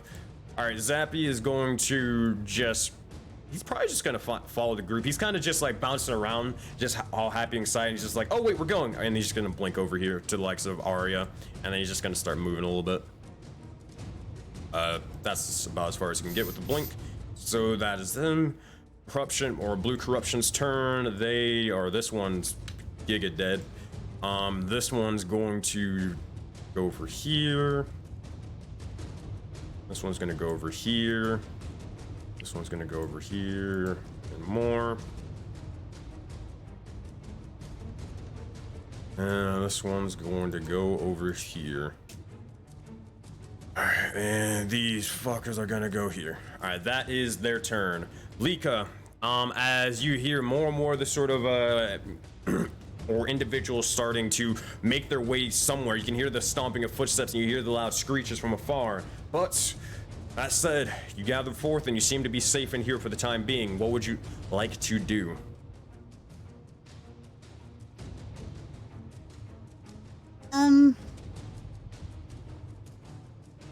Okay. I am gonna move and I'm gonna look over towards Arya. You going? Just looking at things. Before I move any further, oh, why did I close that door on myself? I'm gonna move towards Arya. Spend one of my key points, empowering fist. She gets another D4 inspiration. Nice. As that happens, Okay, thank you. you feel inspired for a brief moment in time as Lika begins to inspire you with that of a righteous fist to the face. No, I'm kidding. But that being said, Lika, is there anything else you want to do on your turn?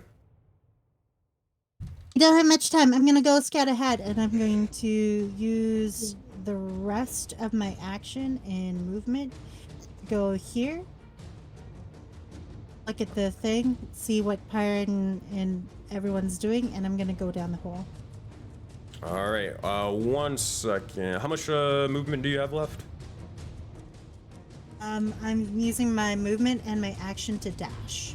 Alrighty, so you're going all the way under here. I did this action to do the powering fist. Yeah, okay, action, dash. And how much movement do you have? Normally it's like 40 feet, so you got like 80 feet right now? Yep, so 80 feet. Yep. Alright, So dope. if I'm off the map, I'm off the map. I'm just scouting ahead, guys. I if got you. that's okay So with everyone. I'm about to just see Okay, I exactly thought how we- far you get in. So For a sec there, you scared me. Like, I thought you were gonna be like just going out there to fight. I'm like, oh, don't do that. okay. Do you see so, the Armada and how many NPCs we have? Oh, Okay, how far do you want to go? Do you want to? Well, here you. How far do you want to go out, Lika? I just want to see what's on the other side enough that, like, I just want to see, enough to see what we're up against outside the cave. You got it. All You're right. just gonna scout. Okay, cool.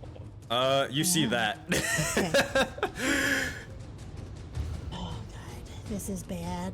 Okay, Oh, and no. then this is bad. I'm at the bottom. The only You way still I have a can little bit of get back movement up there left, is but if it's I like climb, only right? like 5, 10.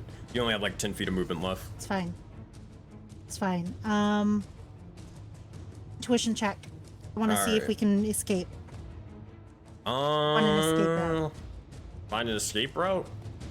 For an intuition check, you gotta. The intuition checks are for like people figuring out their intent in battle. Sure, If you then want to make I'll just wait like if until you my want next to, turn. well, you already spent your action dashing, so you kind of have to do that later. Do you still want to make an intuition check in general, though? No, because both Forge and Discord are on my computer. So I mean, I can no, just I'm make good. it for you if it's I'm good for now. glitching out. Oh, yeah, Yes. I'm glitching. I'm glitching out. Yeah, I can just make it for you. But you Yeah, know what? It's okay. I got you. It's okay. My turn's over. I'm done. I've done all that I can. You have. I'm saying you have time to do it. Like I'm letting you do Just to the check intuition that? check. Yeah. Okay. Maybe- Then I want to do it an intuition check then. Yeah. Is No it worries. I possible, got you. or that kind of check. You know what I mean? Yeah, so wisdom, ability check. 8 plus 1 plus your proficiency. 8 plus 1. Goddamn, math is hard. 11. DC is. I would no, like to use my it wouldn't. D6. D6. All right. I got you. I'll probably need to roll that for you, right? Cause oh no, I'm back on the map. But okay. All right, 4 plus 11, 15. That will be enough. Okay, and who are you trying to identify? Are you trying to identify the blue people, the red people, or the berserkers? The red ones. Alrighty, let's see what the red ones got.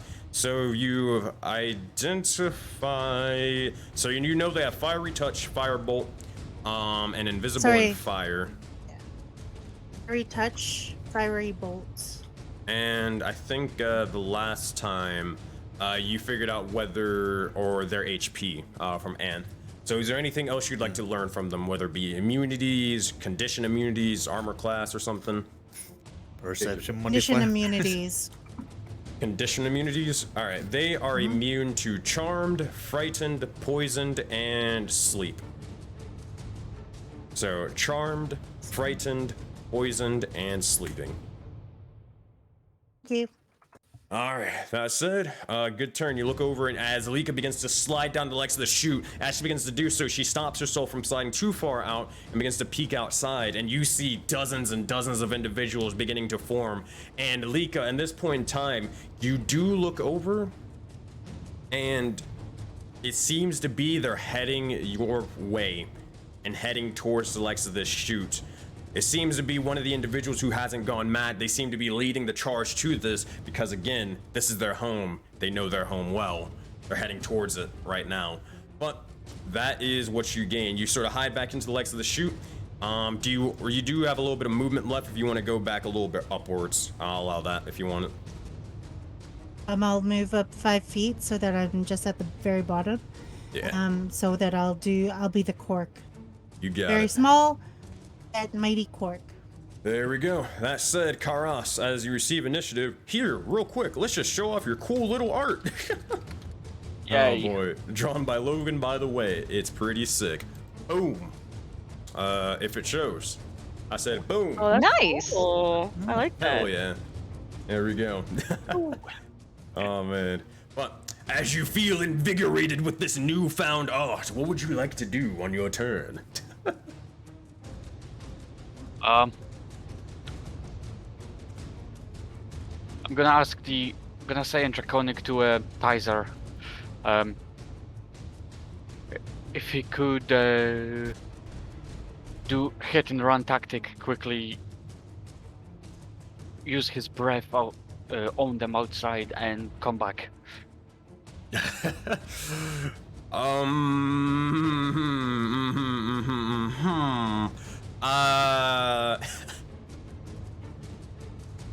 gonna need to make a wisdom saving throw for this guy. That shit was scary as hell, I'm not gonna lie to you. A 7 plus 2, 9. He looks over at you and he's just sort of says, I can do it, but I'm not going out there alone to do so. Understandable. Shit, I don't have much to do. I don't have ranged weapons. I don't have bolts. Oh no! Paras, Vika Yes? has a short bow and bolts. You just need to have asked them from her. I didn't know. Oh, now you know. I'm Groz gonna. also has a longbow. Karas, it may be time to turn into Legolas. Anyone has any ranged weapons? You got only a little bit left on your turn. Anything else you want to do? Anyone has any ranged weapons I could use? You have my bow.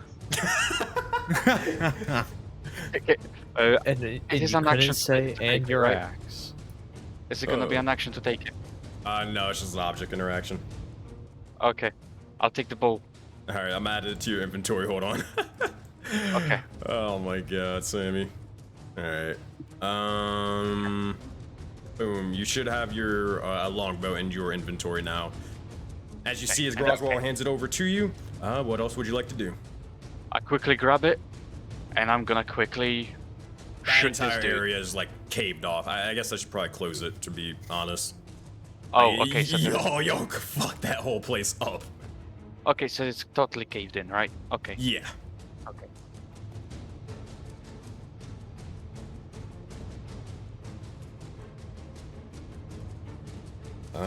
About 30 seconds left if you want to do anything.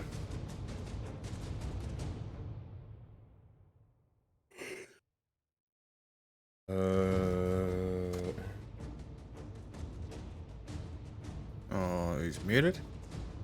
Maybe. Yep. Oh, were you muted? Yeah. Sorry about that. I don't think I have anything else to do apart from intuition check, but I can't see anyone, so I guess nothing. Alrighty. That said, Karas, I'm gonna hold action. I'm gonna hold action in case they go through to shoot.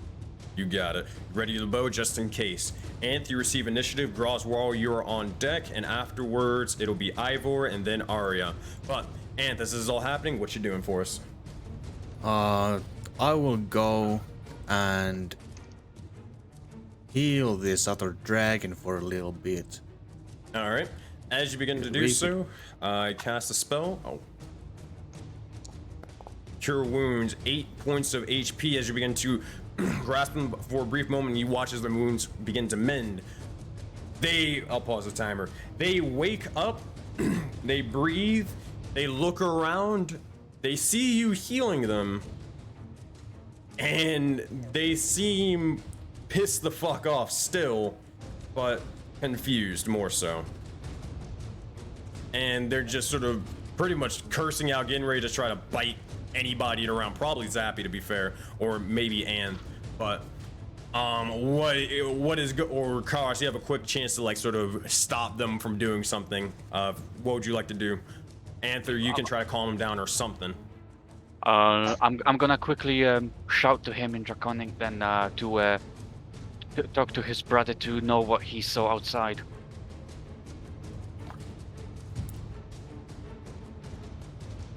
Make a persuasion check, because the last time he trusted you, you literally were killing his owner. 16. You see as I'm gonna add knowledge from the past life to this. All right. Good idea. 17. Anything else? I have a D4. Can I give that to him? That's Paris Bardic also has a Inspiration. D6 as It's well. not a. You have a D8 of inspiration from Finn, but you have the D4 of inspiration is from Lika. That's something that you can only be applied to you. I have a D6 as well, but she said that he also has one.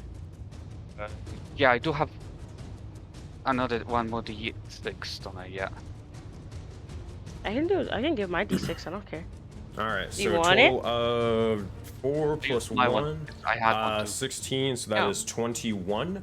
That said, all right, you'll see as the individual begin to look towards you, look towards Anth, but then look towards their brother and begin to speak and just say, "Oh, what is going on?" What? You'll see as Tyler just pretty much mentions for them to approach here and they'll explain in a moment. But Anth, that is your action to cast Cure Wounds. What would you like to do for the rest of your turn? So I have to be back in a bit. Okay, you'll be fine. Nothing. Yep. Your turn isn't for a while. Yeah. Okay. Shit. I suppose in hopes of getting the most out of our NPCs here, I will give Tyler my last bardic inspiration. Alright, as you begin to do so, you begin to pull out the horn and play it towards them. As this happens, they seem a little bit invigorated, but they also, it kind of wavers a little bit of the frightened condition from them. But that said, that is your bonus action. And anything else you want to do? You have a little bit of more movement and intuition. I'm going to use a little bit more movement to get away from the hole. And can I use the intuition check here to know anything more? Yeah, make a wisdom check. Groswar, you are on deck.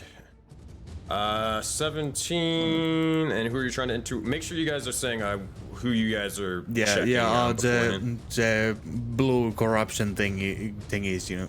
Yeah, you got it. All right, so blue, they are capable of the following: necrotic touch, chill touch, and corpse stride. Which one would you like to learn? The corpse stride. Corpse stride is disgusting, as discovered by the Ascent yesterday.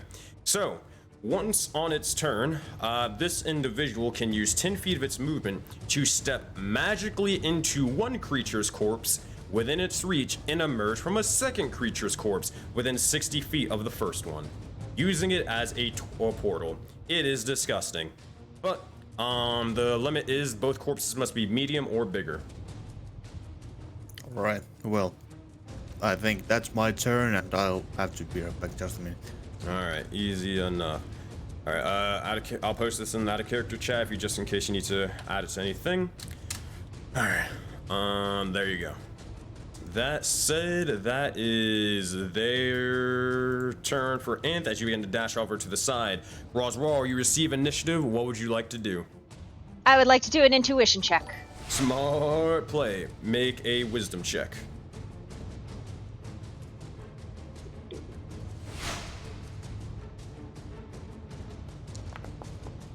Oh, come on. Ah, Not gonna cut it Damn. with D2, but you still got the rest of your turn. Anything else?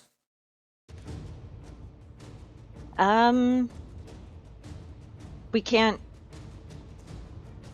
Yeah, nothing's happening, right? Gross is just gonna, if they manage to break through that big cave-in, she's gonna. Oh no, they're not breaking through that.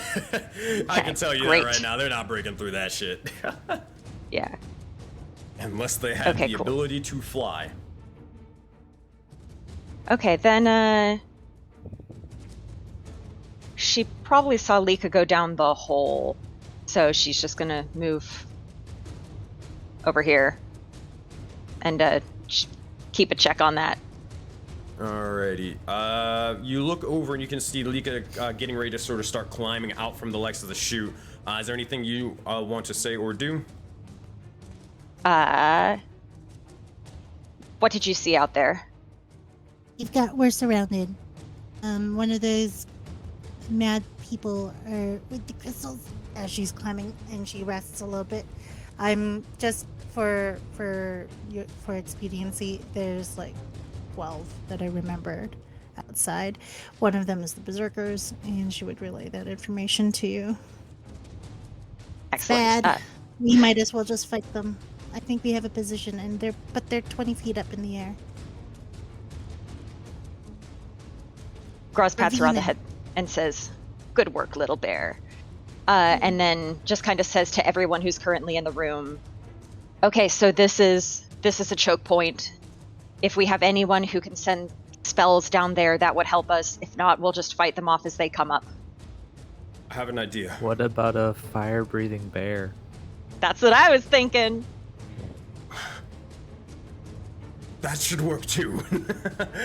I have an idea. What was your idea, though? You do that. What if we take the other ranged individuals? We carve a hole or something where the destruction was before, and we fire them from afar. They won't be able to get up here. And we'll immediately be able to send multiple arcane bolts or whatever towards them. That sounds good to me. Yeah. I don't know who's talking, but yeah. Oh yeah, I'm a Nartok. But as this is happening, you'll see as Graz Oyama Nartok will look over and just get ready to start motioning towards to tell the others and relay the information. But Groswall, is that your entire turn? There are no other baddies in this, like, that she can see, correct? No. Yeah. From what you can tell, no, not at the moment. Okay, then that's all she can do. Alright, so that's Graz's turn. Ivor's turn. He's gonna roll a d6 to go insane or not. We already know he's gonna roll. He rolled a 3, so apparently not. He is going to jump down, get a hold of himself, and he is gonna start boop doop, boop boop. And he is gonna start looking over here. And as this happens, Lika, you begin to look down. In Groswell, you kind of looking down towards Lika, and you see immediately just a massive hand coursing with an astrolight begin to, or almost touch the lights of the outside of this sort of chute. And they look towards and just say, "Where are you running?" And that is their turn. All right. That is all they've got. Arya, you receive initiative. Next up is John, and then Aegon. All right, what you got for us, Arya? Alright, so, Lika, you're still in the tunnel, right? Yes, there's a big baddie right outside the tunnel. But you don't know that because she hasn't told you yet. Yeah, no. So I'm gonna use my movement to get in there, and then I'm gonna because I know where Lika is, I can cast message and talk to Lika. And just because I want to let her know, like it says I can, but if I'm wrong, because it doesn't have to go on a straight path. Yeah. It can go wherever I want it to. I don't think you know exactly because I don't think you've ever even seen the chute. Yeah, you actually don't know where the chute is. You've never been in this cave, actually. Ah, frick. Okay, well, I'm just gonna tell the group then because I just want them to know what I saw earlier, which was that before he walked in, he looked a little, nervous and everything, but the minute he walked past the, I guess, not doorway, but the entrance, that he got really confident for some reason. Like, I don't know what that reason is, but I just want the group to know that. And if Lika somehow happens to hear me, that's great, because I don't know what that means. Like, if we have a better chance out there than we do in whatever. I just want them to know that. And then I'm probably gonna heal myself because I don't want to die. Let me see if they can understand common. No, they can't. Oh, someone can translate because I can't speak But their language. All right, Arya, that is what you do as you converse all this information. Is that what you're doing for your action in turn? Fuck. Hold on, I need to target myself. Sorry, I always forget that part. Give me a second. Healing word to yourself. As you begin to heal and tend to your wounds, you heal for 5, and you feel a little bit better. Let me update your thing. All right, that said, Arya, as you heal up and convey this information, is there anything else for you? I would just ask what the plan is. That's literally it. Just ask everyone, like, so what is the plan moving forward? Oyama Nartok will just say, all ranged individuals just form choke points. We can use the lits or the bits of the destruction to fire from afar and above. They won't be able to get up here, from what I can probably tell. Okay. Form a hole Where? in the front of the cave. Like back here, front of the cave, or? Yeah. Basically, she's saying, literally like, on some fucking World War I type shit, or World War II, literally make bunkers out of this, destruction to fire from afar, like from down below, where they can't even reach you and try to attack you in the first place, but you can because, you know, you have line of sight, and you can start shooting and raining arcane bows and eldritch shots or whatever you want to do towards them. Okay. Alright, that said, that is what happens for Arya's turn. Jon Snow, he is going to pretty much just, he's relaying the information, and he'll just look towards Groswell or any sort of authority and just say, where do you want me and the others? Gros looks at Oya. If I know. I don't know if there's any other entrances here, but just stand at the ready. Actually, look for the other individual. There was one that decided to retreat further into the cave. Scout them out. And that said, Jon Snow is going to do exactly that. He's going to use his bit of movement over here. A little bit back over here. And he is going to use their dash action to do so. And as they do, they'll begin to snarl and begin to howl as an alert. That said, that is all Jon can do. Aegon's turn. He'll probably just sort of, I guess Jon will probably converse and just say the plan to the likes of everybody in this sort of in this room, to Anth, Kairos, and Aegon. Aegon will look over and he will begin to rush over and then just see if he can cast something. Not much of anything. He is going to try to use Shocking Grasp and try to explode this area to cause a little bit of a miniature hole so that he can, or any arcane users can shoot out of. He's going to target himself with this for the sake of it. Shocking Grasp. 22 will hit, dealing 6 points of damage. That'll be enough. All right. That said, you will, or any arcane users, you guys can start firing from afar down below onto the battlefield over here. I'll also make this where this is a little bit more lit so you guys can see out, and that is Aegon's turn. Torkel is going to, he's gonna dust himself off. He's gonna dash off to the side here. And he is going to use his action to dash, pretty much, yeah. I am back and I heard what Aegon did, and would that provoke my reaction? For what again? Oh, Sure. For whenever you see something. Yeah, actually. Let's see if you can see anybody from this area.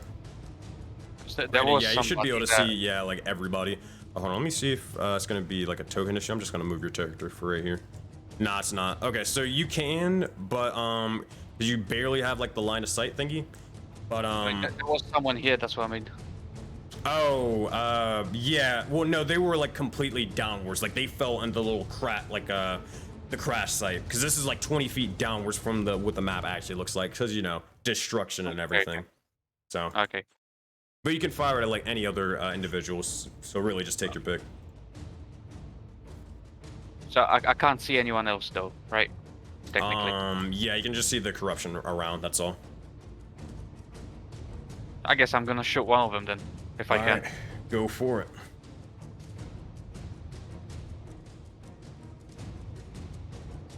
10 will hit, 10 points of damage will fire off into him, and as you unleash the arrow, it strikes them directly in the face, and they explode into astral pieces. They are dead. Good shot on Karas. Said Torkel is going to do this, and you will see Lika as this individual begins to slowly start climbing into the legs of the cave. You'll see a secondary one also begin to slowly slip by them, and they're almost rushing over towards you at this moment in time. That is their turn. So you are only about 10 feet away from them at this moment as they're getting ready to try to grab towards you. All right, Njord's turn. He is going to rush over 10 feet. I'm gonna rush over another 10 feet. And he is going to gonna rush over another 10. Jon Snow is in this space. He is going to look out and just see everybody retreating. Let's make an intelligence check for him. Their attack. So let's process this. So they were attacking, or he came in here. He saw you guys attacking his dragon, and then You didn't see that? Nah, he did from earlier. Or because this is from It was way never there. earlier, way earlier, like at last session and all that stuff. He was here. No, He remember didn't that move was past why that the door. dragon started attacking you guys, because you were attacking him, and he charged over and he started beating the living dog shit out of Oyama Nartok. Remember? Yeah. And then you tried to get decapitated, didn't really work out. So that all happened. Then he ended up fighting Lika, who ripped all of his crystals out of his entire arm. That hurt. Came back and sees you all retreating, kind of.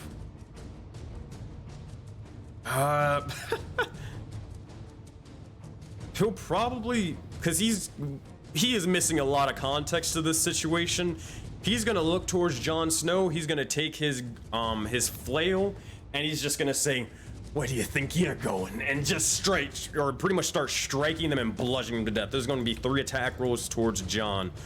And he's going to do all of them recklessly at this point. So he's gonna get advantage on every single one of them. All right. It's gonna be a 20 to hit. The first one, Jon will succeed on this the con save.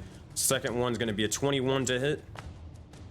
Third one's going to be a 24 to hit and 6 points of damage. Jon will fail, and he is poisoned at this moment in time. As you hear just sort of the howling and sort of yelping of this individual, almost out of instinct, but that is that.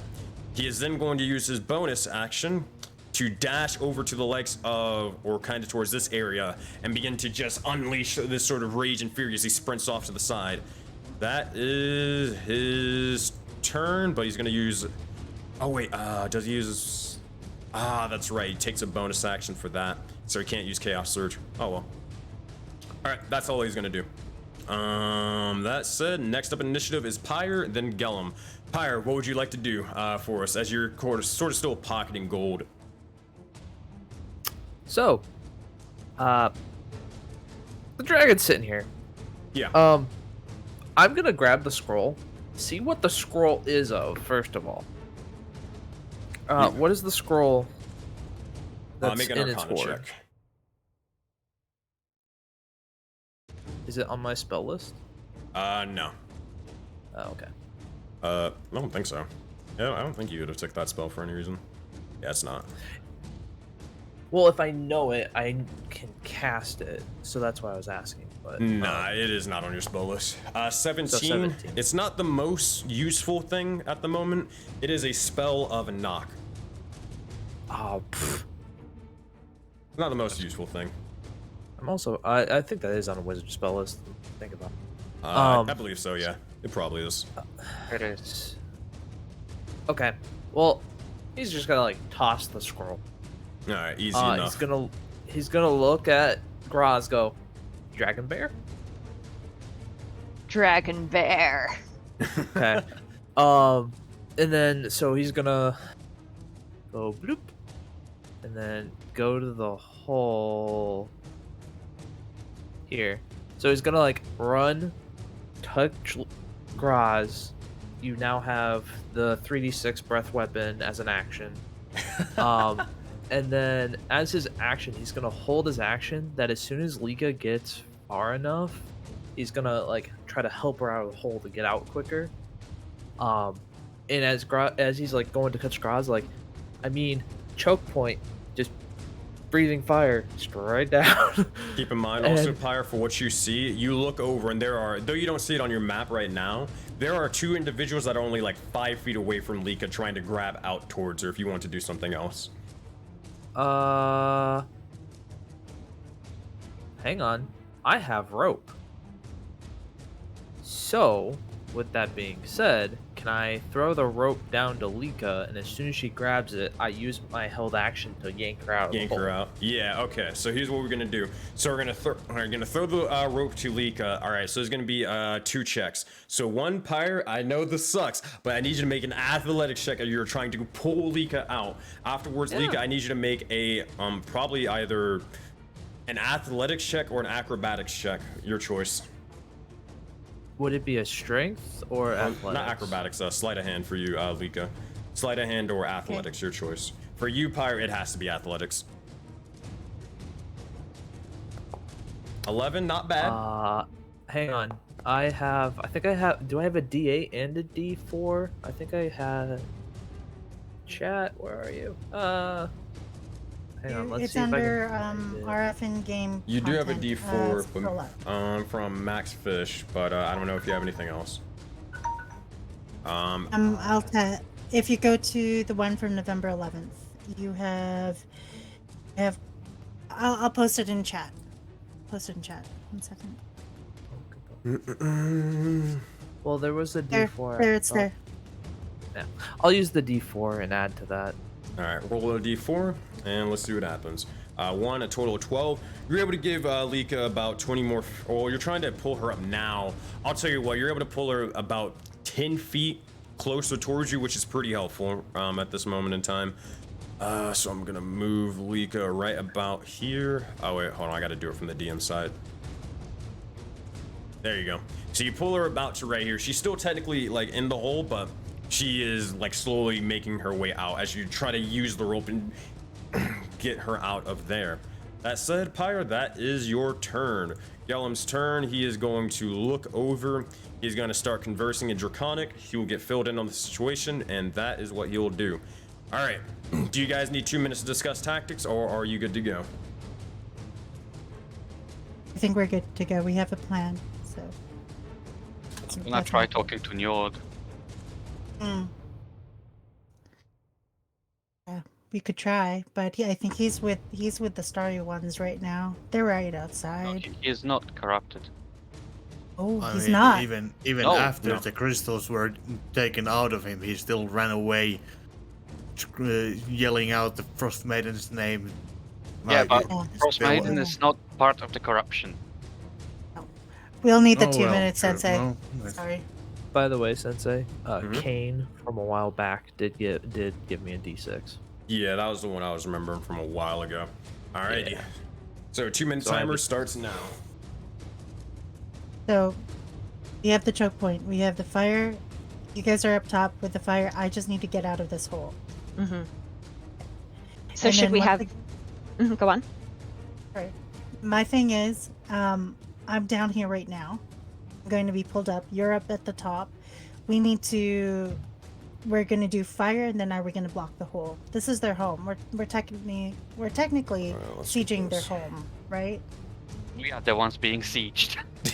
They're returning after being corrupted, and they're like, Yeah. "Oh yeah, there's this chute." So we're trying to keep them out to survive. I think is where we're. So should we have everyone who has short range and melee stuff on the hole, just firing it down there, and then everyone who has long range stuff in the thing in like the arrow slit that Aegon created to do range stuff?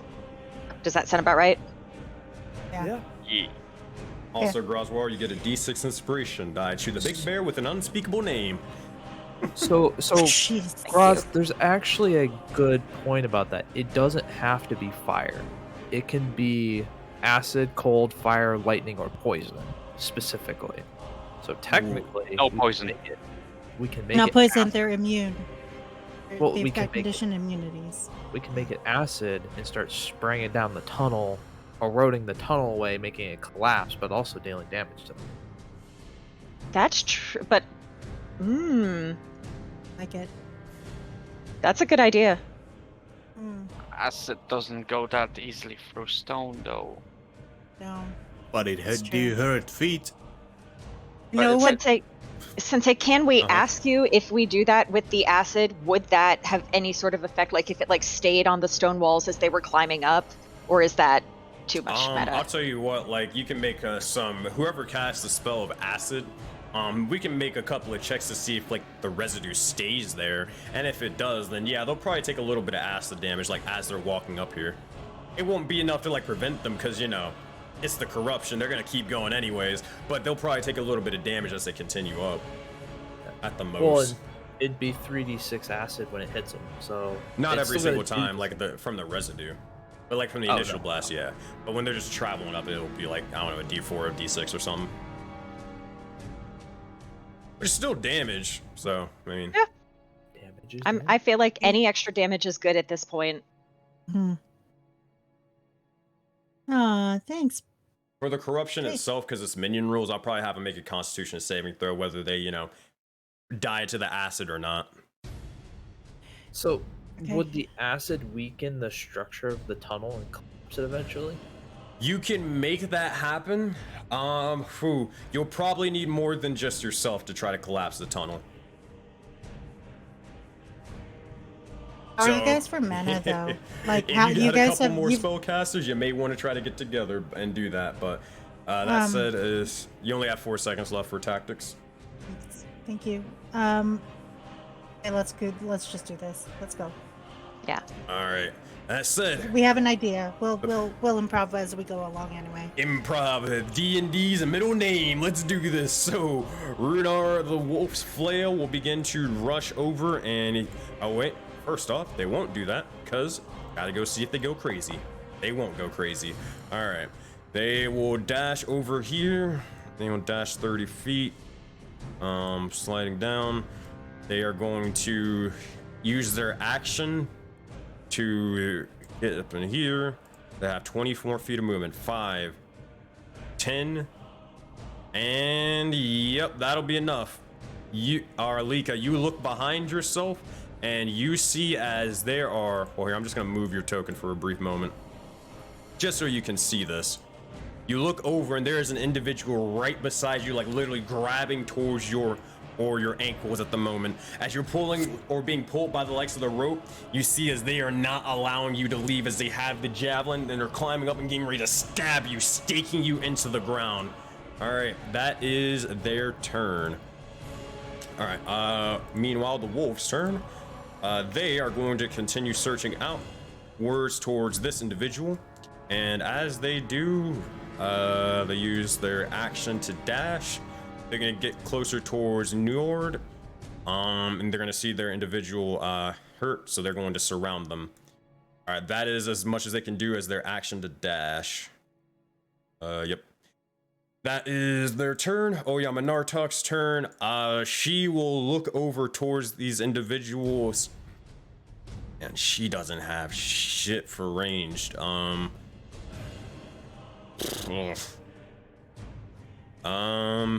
Yeah, she doesn't have any ranged. The most she can do is she will, she'll just give you the help action, Pyre. She'll just give you the help action and just like try to help pull the likes of Lika free. Actually, no, better yet.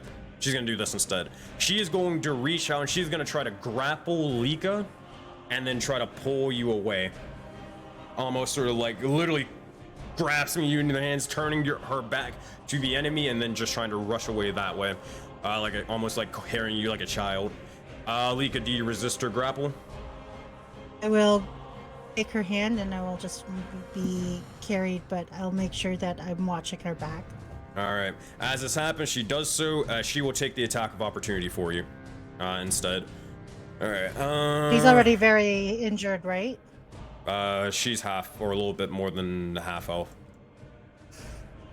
All right.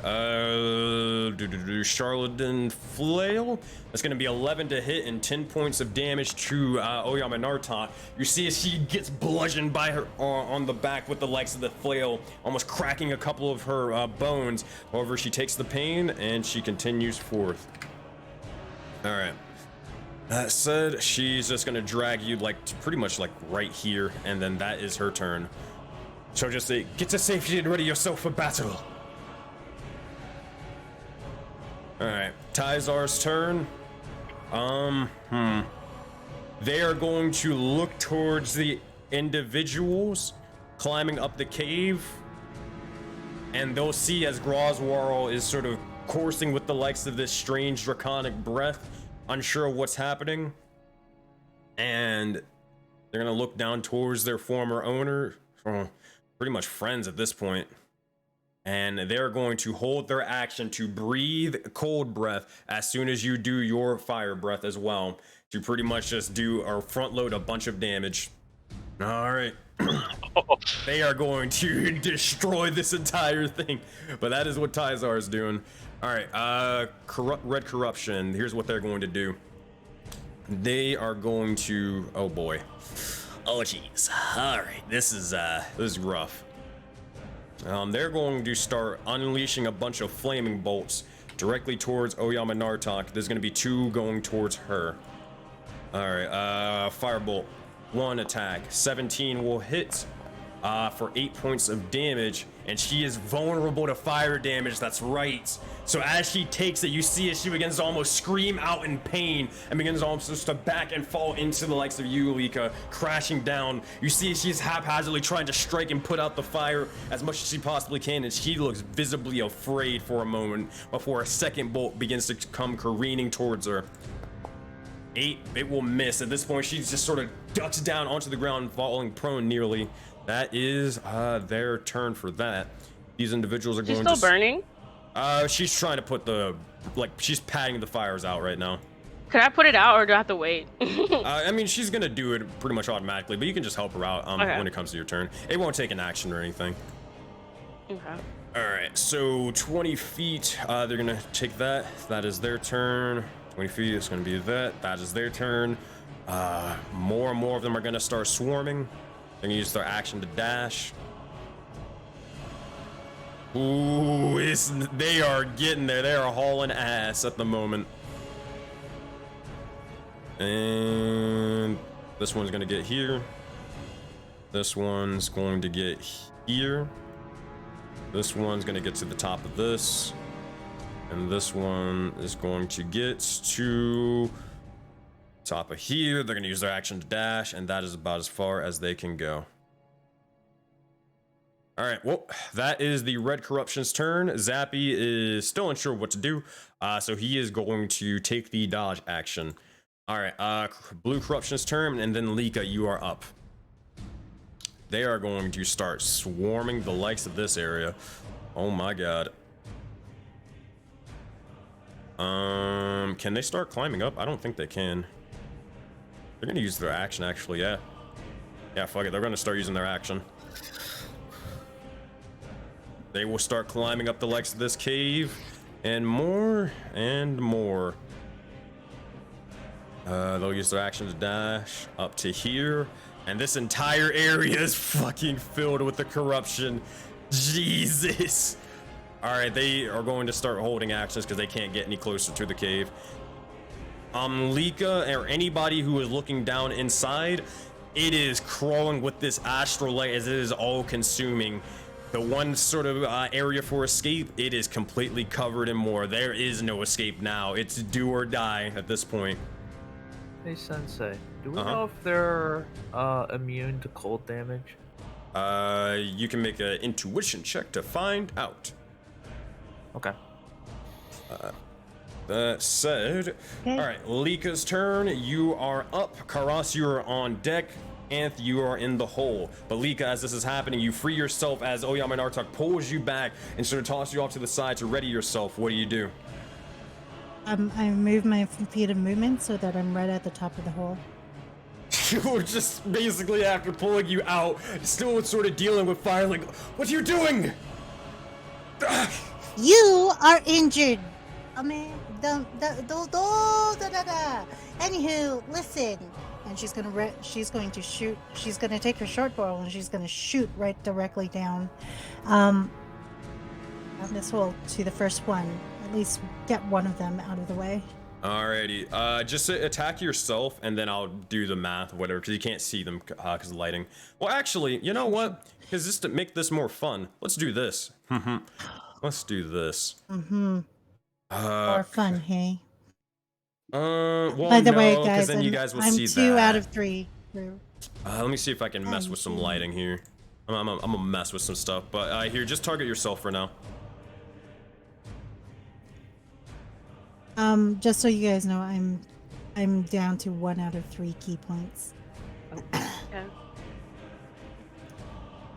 All right. Well, taking a short bow, I'm going to attack. This is more fun this way. Yeah, so you can exactly see what is going on.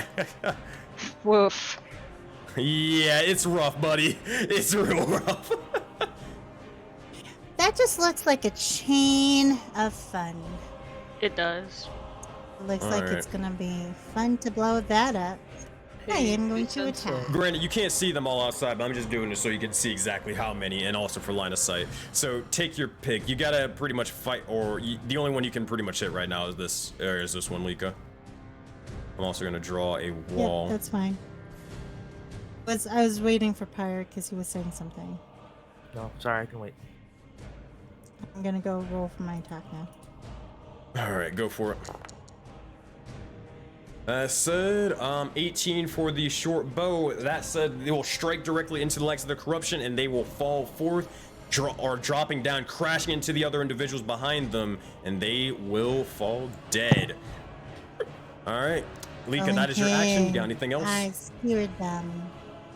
Yeah, I will. I will use the rest of my movement to just stand guard side of Pyre. All right, that is your turn. Karas, you receive initiative. What would you like to do? Oh, your camp's still off, by the way.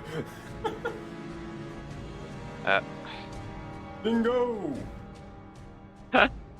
Well, it's too dark, so I don't feel like having light in my eyes for now. So you know. Okay. Easy enough. This guy. All I'm right. gonna look at him and just ask. There's a fucking army of absorbing force outside that is gonna take you and the dragons alike. We need to fend them off now.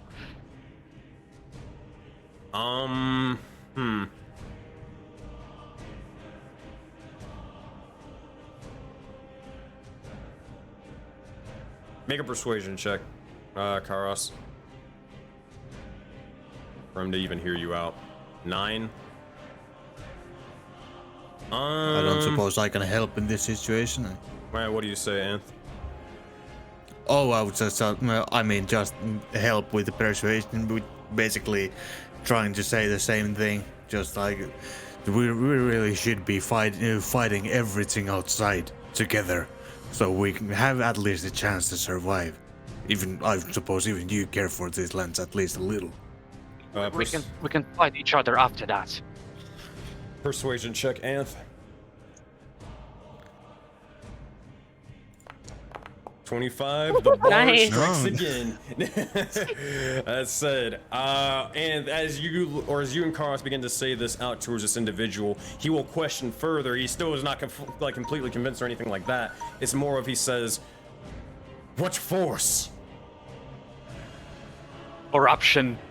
Make the highest saving throw you've got. I want to show him what it does. I'm gonna look him in the. Wait, hold on, I'm gonna 2d4 look plus him 5, dead 8 in the plus eyes. 5. Hold on, Bimroth, before you do anything. 2d4 plus 5, that's 8 plus 5, 13. Okay, you don't have the chance of suffering cosmic death, but you are very fucking close, my friend. Make the highest saving throw you've got. Okay, but first I'm looking him dead in the eyes, and I'm just gonna say, look at this. And just corruption. Alright, roll is saving throw. 16, is that the final thing? You do have your but- D12 inspiration from Raven. I'm gonna add D12. That's a big 8. Alright, that is a total of 16 plus 8, 24. So it's gonna be half damage, but oh god. Alright, so you're gonna take half of this. And also pick, or actually no, nothing happens with memories. So instead of taking 11 points of astral damage, you take a total of 5 as Karas's arm begins to slowly frost over with this astral light and begins to almost become corrupted itself. You almost go down to the ground, screaming in pain for a brief moment as you feel yourself being unwritten before you. However, you look up towards the individual and you'll see as... Make one final persuasion check, Karas and Anth. You can give either person advantage, or you guys can both roll. Yeah, I think You do advantage. And also, what do you say? Because this could affect the roll. You see, these creatures outside, they are with the forces that cause these reactions to the lands and will destroy everything that lives, or at least wants to live here. And you will become part of its force, at least your body. Your mind will be gone by then. How did I roll easily with advantage? Alt. Hold the Alt key. Okay. 18. Alright. Let's see. I mean, that's a pretty good one. I'll give you a little bit half for that one. So check. 6. He will look towards you. And he'll look outside past where Aegon made the hole. And you'll see as he drops his flail. And then as his eyes go wide, he just stands there in shock. From what it seems to be, he ain't trying to kill you right now. But oh boy, we'll see what he does on his turn. But I would a success? Question mark. All right, Karas, is that your turn? I'm pretty sure that is at that point. Can I do intuition checks on the corruption? Yeah, I'd probably say that's the last thing, but yeah. Okay. Anth, you're on deck. Groswell, you're in the hole. Wow. Ooh. Okay. Nat 20. That's actually really good. Do you want? You can choose DM's advice, or you can choose to identify something from the corruption. DM's advice. DM's advice. I mean, shit. You guys are playing this really fucking well. I'm not gonna lie to you. This is like the best case scenario for everything. To be fair, the only thing I could think of is, okay, if you have this individual on your side-ish, ask him how the fuck to kill him, or like kill the others. That's the only way you're gonna maybe be able to get through the invincible trait. Figure out and ask him how to defeat the others, and then you'll be good to go. Wait a minute. The rest of these guys are invincible just like he is? Yes. Yeah. Obviously.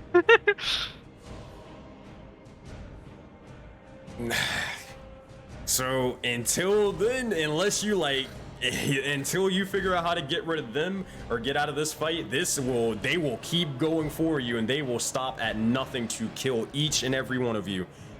Oh boy. Can't ask on my turn, can I? No, Oh, no, but that's maybe someone else can ask on their turn. But Yeah, Karas, that okay. is it. Anth, you That receive is it. initiative. What you got for us? Go on. I don't suppose. I suppose I can still ask, even though I was doing some talking in the last turn. But Yeah, you can. You can spend your action to do so. all right, so I will spend my action by asking, so if we want to defeat them, I know some of your kind are with them. How exactly do we What do you kill mean, them? my kind? Well, you know, you lost your head, but then you didn't. They seem to be regenerating, or well, not die so easily. So Wait, what exactly is that thing? you mean to tell me my brothers are out there as well? Yes, You became part of it.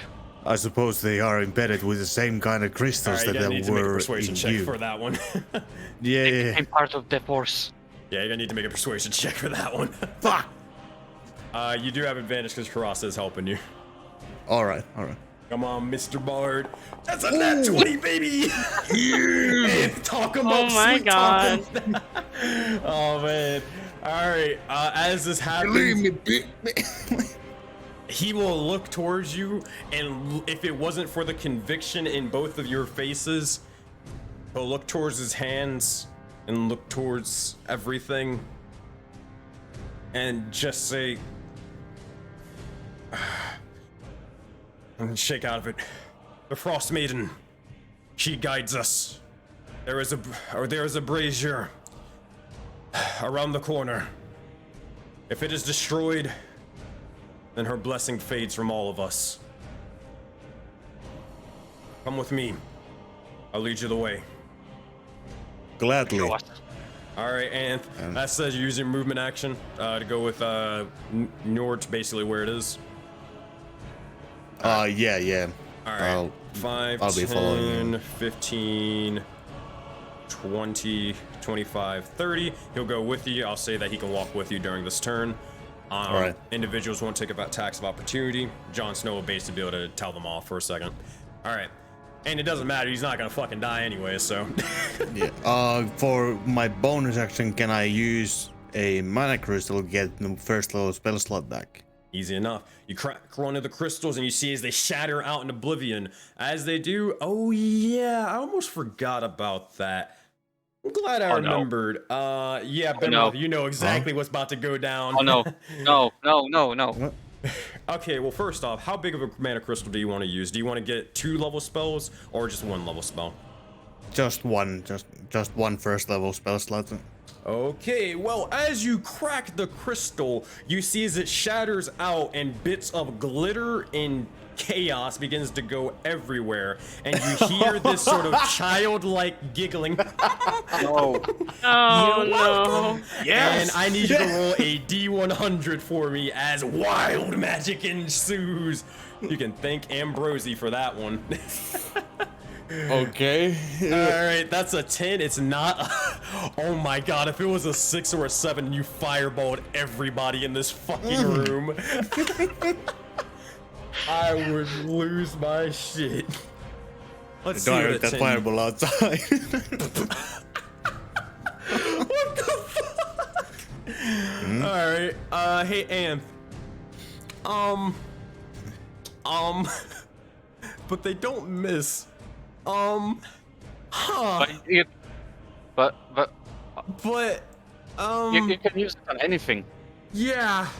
Hey Anth, make a perception check for me. Ooh. Fuck me. Oh, damn it, I thought that was a 20. Fuck, alright, so 5. So you're not really paying attention too much. This is awkward. This is real awkward. Oh my god. Hey, Anth,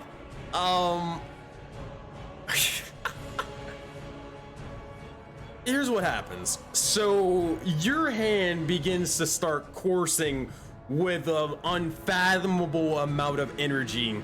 As it does so, you feel your hand almost sort of shaking and going sporadically as you're almost coursing with this strange arcane might, and it just fires off as you cast Magic Missile at 5th level. I need you to target some people for Magic Missile.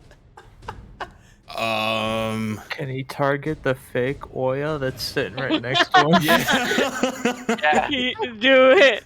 Honestly, I don't see anything else I can target that I would want to hit. Throw them all at fake oil. Yeah, I would like to do that. The issue is they don't miss. They don't miss, and you know Fuck, they're if only not I was real. If only I was close to the door when I got this and just blast motherfuckers. Wait. What's the range of magic missile? Because can you see through the hole where you're standing outside? That was the thing that I was hoping Yeah, for. my That's what roll the roll perception 5. check. Oh my god. Okay. I'll be honest with you. You gotta pick somebody in this room.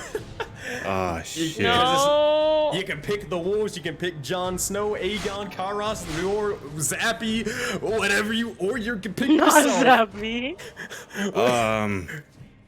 If you can't decide, I'll roll the dice, and whoever's unfortunate enough to get hit by this shit. I will target the near-death mechanical wolf and just shout out, "I'm sorry!" And as this happens, you see as Anth's hand turns into a fucking machine gun. That's not a good idea. Immediately firing forth. You just fire like arcing bolts everywhere as they go careening across the sort of ground, the walls, and they all begin to center on to the one mechanical wolf. As this happens, they explode out in an arcane beauty.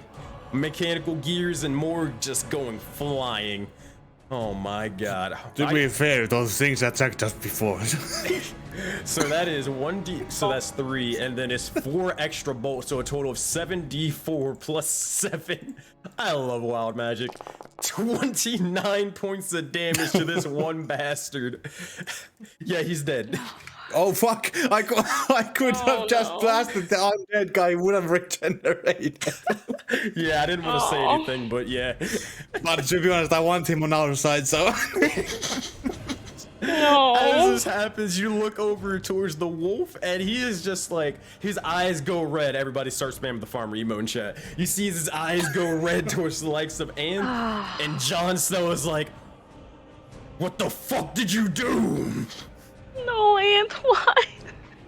I didn't know. It was going so well. No, you didn't hear me, Groz, and Liko all just go like, no. Well, I did, but I didn't think I had any good choices. Please targeted me. You should have at least targeted me. You. This is the equivalent of blowing up yo, the boat, imagine. man. This is What? the No, equivalent. it's not. No, the fuck it's not. No, the Dude, fuck these it's wolves, not. we need them. They're gonna attack Ant now. Oh my god. Gaining back magical power is so painful, apparently.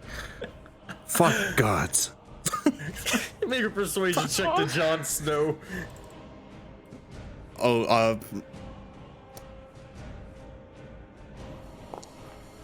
12-7. He looks over towards you, and you look genuinely confused and like don't know what the fuck is going on. So he will let it slide for now, and he will call off the wolf. But if you fail that roll, oh my god, we're just flip-flopping sides all over the place now. All right, Groswar, you receive initiative. Ivor, you're next, and then Arya is afterwards. Gros, what would you like to do? I would like to move over to the lip of the chute, and I would like to do my dragon acid breath that I don't have as an action, so you have to roll it for me. That said, roll 3d6 for me, Groswar, as you unleash. Well, what does this look like, actually? What does it look like? going on. It's yeah, she does, like, she wants it to look really cool because like the fire breath looked super awesome, but she does the kind of like gonna throw up a furball thing the cats do, where she's just like and then just like vomits the acid all down the people on the chute. Hey, Groswar, make the highest saving throw you've got. Don't worry, you'll be fine. I promise. It's not for what you think. Acid I reflux. promise you, it's not what you think. Okay. Oh yes! 18. Let's go! Alright, so 22. Oh, what the fuck happened to the overlay? What's going on here? And got thrown out. Dropped. Hang I on. got out No. again? Yeah, no, I Oh, keep no, getting thrown no. out on Discord. The last Gross time- did now. Okay, wait. Matt, can you guys hear me? Yes. Yeah, your cam, Okay. there we go. I dropped out immediately as soon as you were like, "Don't worry, it'll be fine," and then I rolled the 22. It Don't wasn't worry. fine. So, It was- Groswar, as this sort of happens, you begin to unleash this sort of acid breath of a dragon, and you freeze for a moment, and you begin to see visions. Visions of yourself? No, not yourself. Something. someone, but you look over and you see as you find yourself in a library of the sorts with several individuals, and you see as there are just strange sort of demonic dogs sort of going into the likes of this library, setting it aflame and more.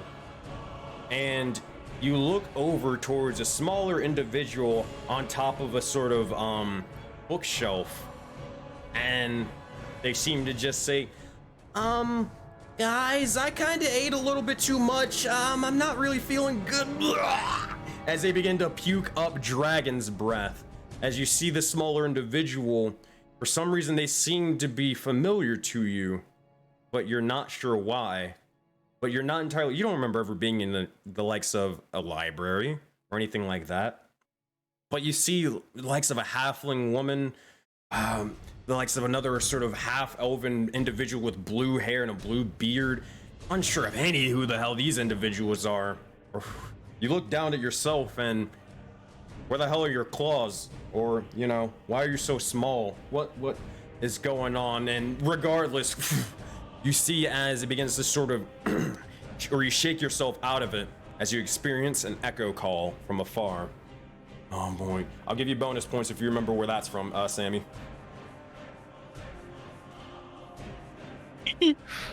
I'll give you a D4 of inspiration if you can remember. I believe in you, Sammy.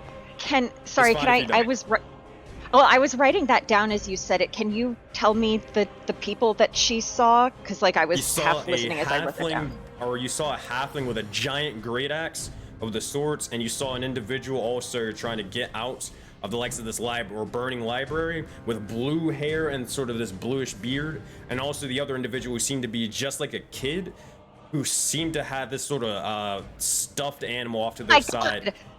Oh my god, is there a lady with a really bad haircut that's blonde and she's asking to speak to the manager? Yes, there is. Oh, excellent. Oh my gosh.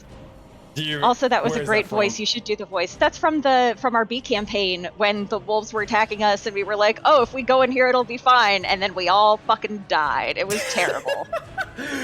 And you did that really cool child voice. Yeah, but I also threw up acid on everybody using Dragon's Breath, similar to how Groswar was doing. And as you begin to see this happening and occurring, you'll see as the dragon looks over towards you like, what the fuck?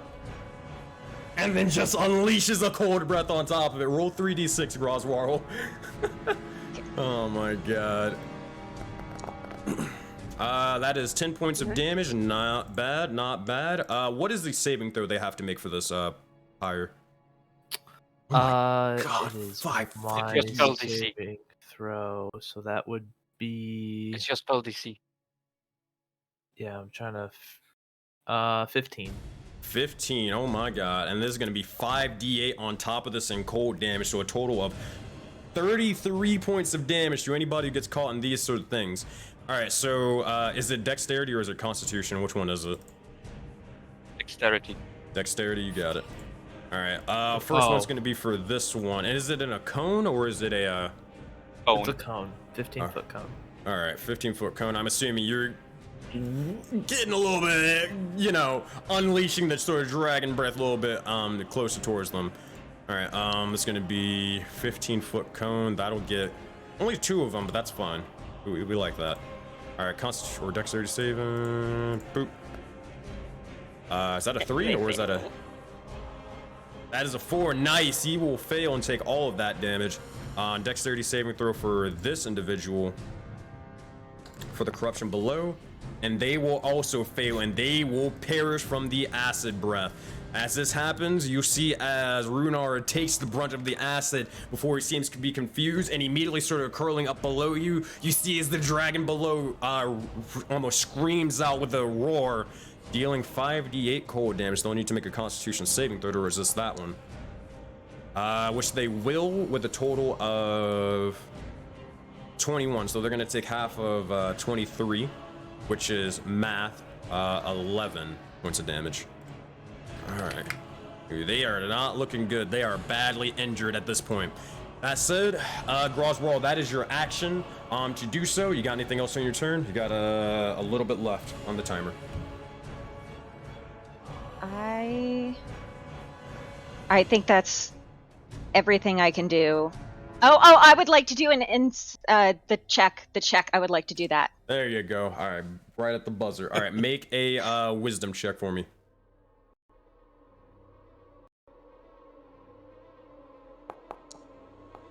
All right. That is a 9. You remember him all the time. You just can't roll high enough for it. Unfortunate. But that said, is that your turn? Yeah, that would be your turn. Unless you want to move a little bit beforehand. I'm gonna like stay close to the thing, but not directly over it. So Yeah, you're fine. move I just here. moved your token over there, just assuming that you're Okay. trying to get us over there, so you're not going to take an attack of opportunity. So, Yes. that said, alright, that is your turn. Alright, Groswell is done. Next up in initiative is Ivor, Arya, and then John. Alright, let's see. Ivor is going to... Yeah, it's time to start. It's time to start clowning. Alright, 5, 10... Well, here. 5, 10, 15... 20, 25, and he is here now. He is going to, oh boy, he's gonna just take his flail, he'll smile with this cracked grin, and immediately he'll swirl it around and start bludgeoning everybody and everything in sight. I'm gonna be using my reaction the moment he does so to do tail hindrance. All right, sorry, yeah, that's a reaction. Some years I was like, some years I thought it was a bonus action. Oh wait, no, tail hindrance is a bonus action. Bonus action? Will that use a key point? No, tail hindrance is your ringtail thing. But yeah, tail hindrance is a bonus action, it's not a reaction. So it's a bonus. Oh, okay, gotcha. Yeah, so he's just gonna start swinging. Right. Okay, who's he gonna start swinging towards? That's the big thing. So we got 1, 2, 3, 4, 5 individuals. He's gonna roll a d5, starting at the top. All right, that's gonna be a 5. Oh my god. All right, for this one, gonna be a 3. Actually, you know what? Yeah, I'll probably do that. And then roll another d5. That's gonna be a 1. So it's gonna be to Groswell, Lika, and then the likes of Tizar. All right. I will take a reaction if it hits either Pyre or Graz. Did it hit Pyre or Graz? To do what? To use Companion's Protection.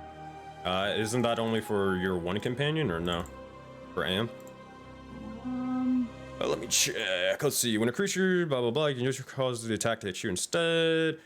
Nope. It is anybody you wish, but it's only the once per short rest or long rest. Yeah. All right. So that is giving them disadvantage, correct? Or oh no, you're causing it to hit you instead. Yeah. Okay. If that is because they're gonna hit you anyways. So first attack's gonna be towards you, Groswell. That is going to be an 11 to hit. They're then going to, or that is going to try to go towards you. You will take 11 points of damage, Alika. And, say that again?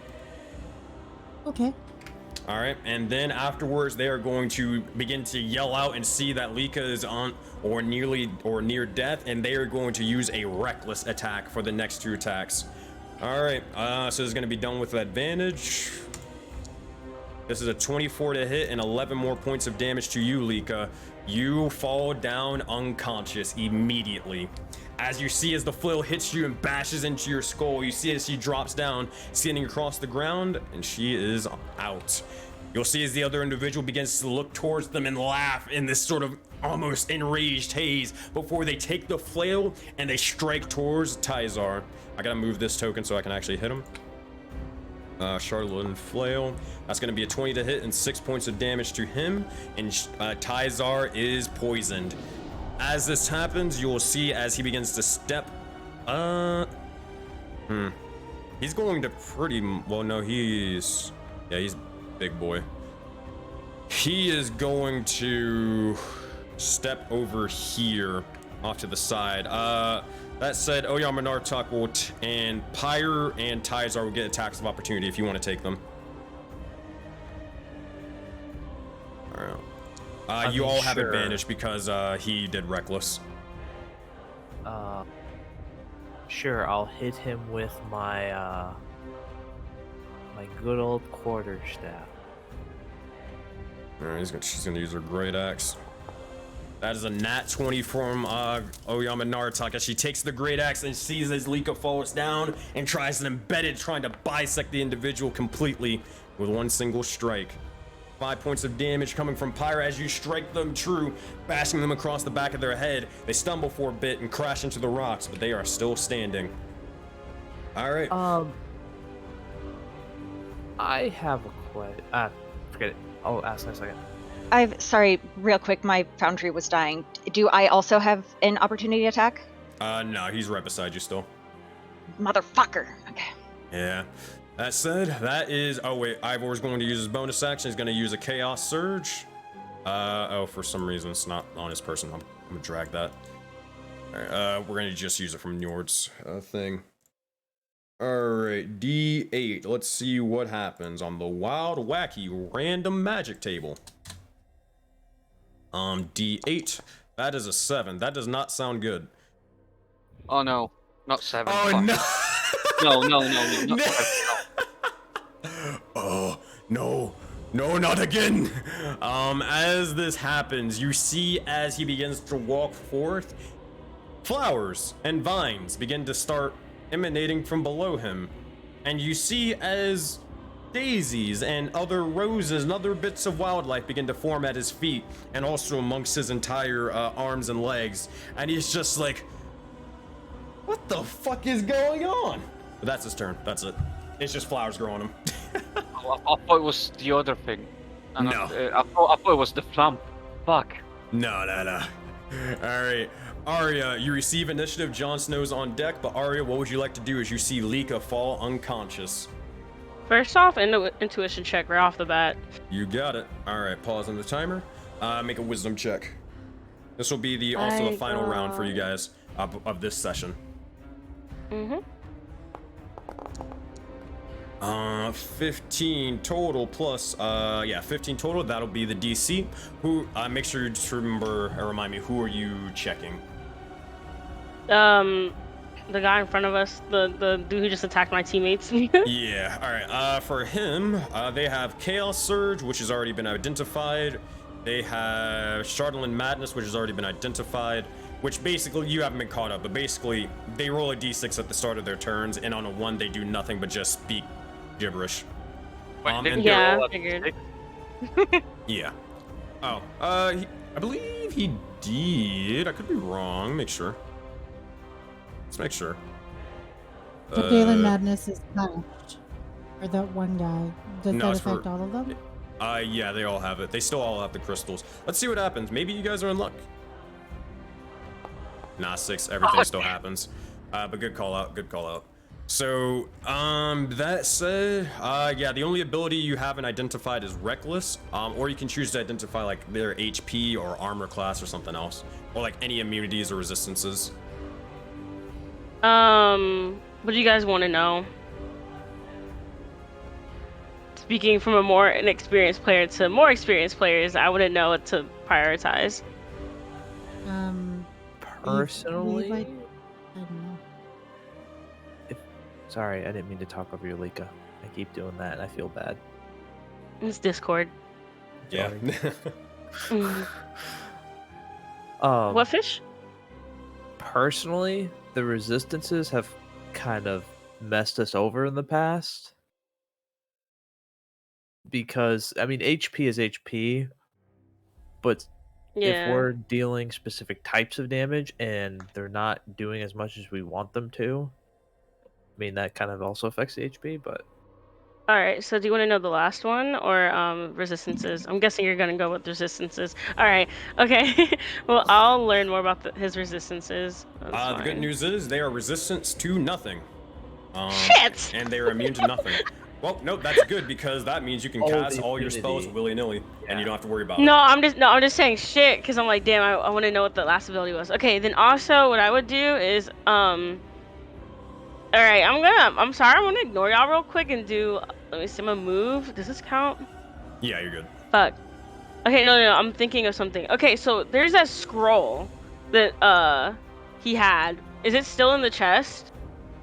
I picked it up and figured out what it was. Yeah, you figured it out and you just tossed it off to the side, pretty much. Oh, what was it? Knock. It was for knock. You don't Oh. know what knock does or what the scroll is on it, so you just saw there's just a random scroll over there. Okay, never mind. So anyway, I'm gonna cast Spare the Dying on Lika. Is that possible? Yeah, you can do that. All right. All right, Lika. Hold on 1 second. I only say this because you're kind of newer. Keep in mind, Spare the Dying doesn't do anything but just make them where they don't have to make saving throws.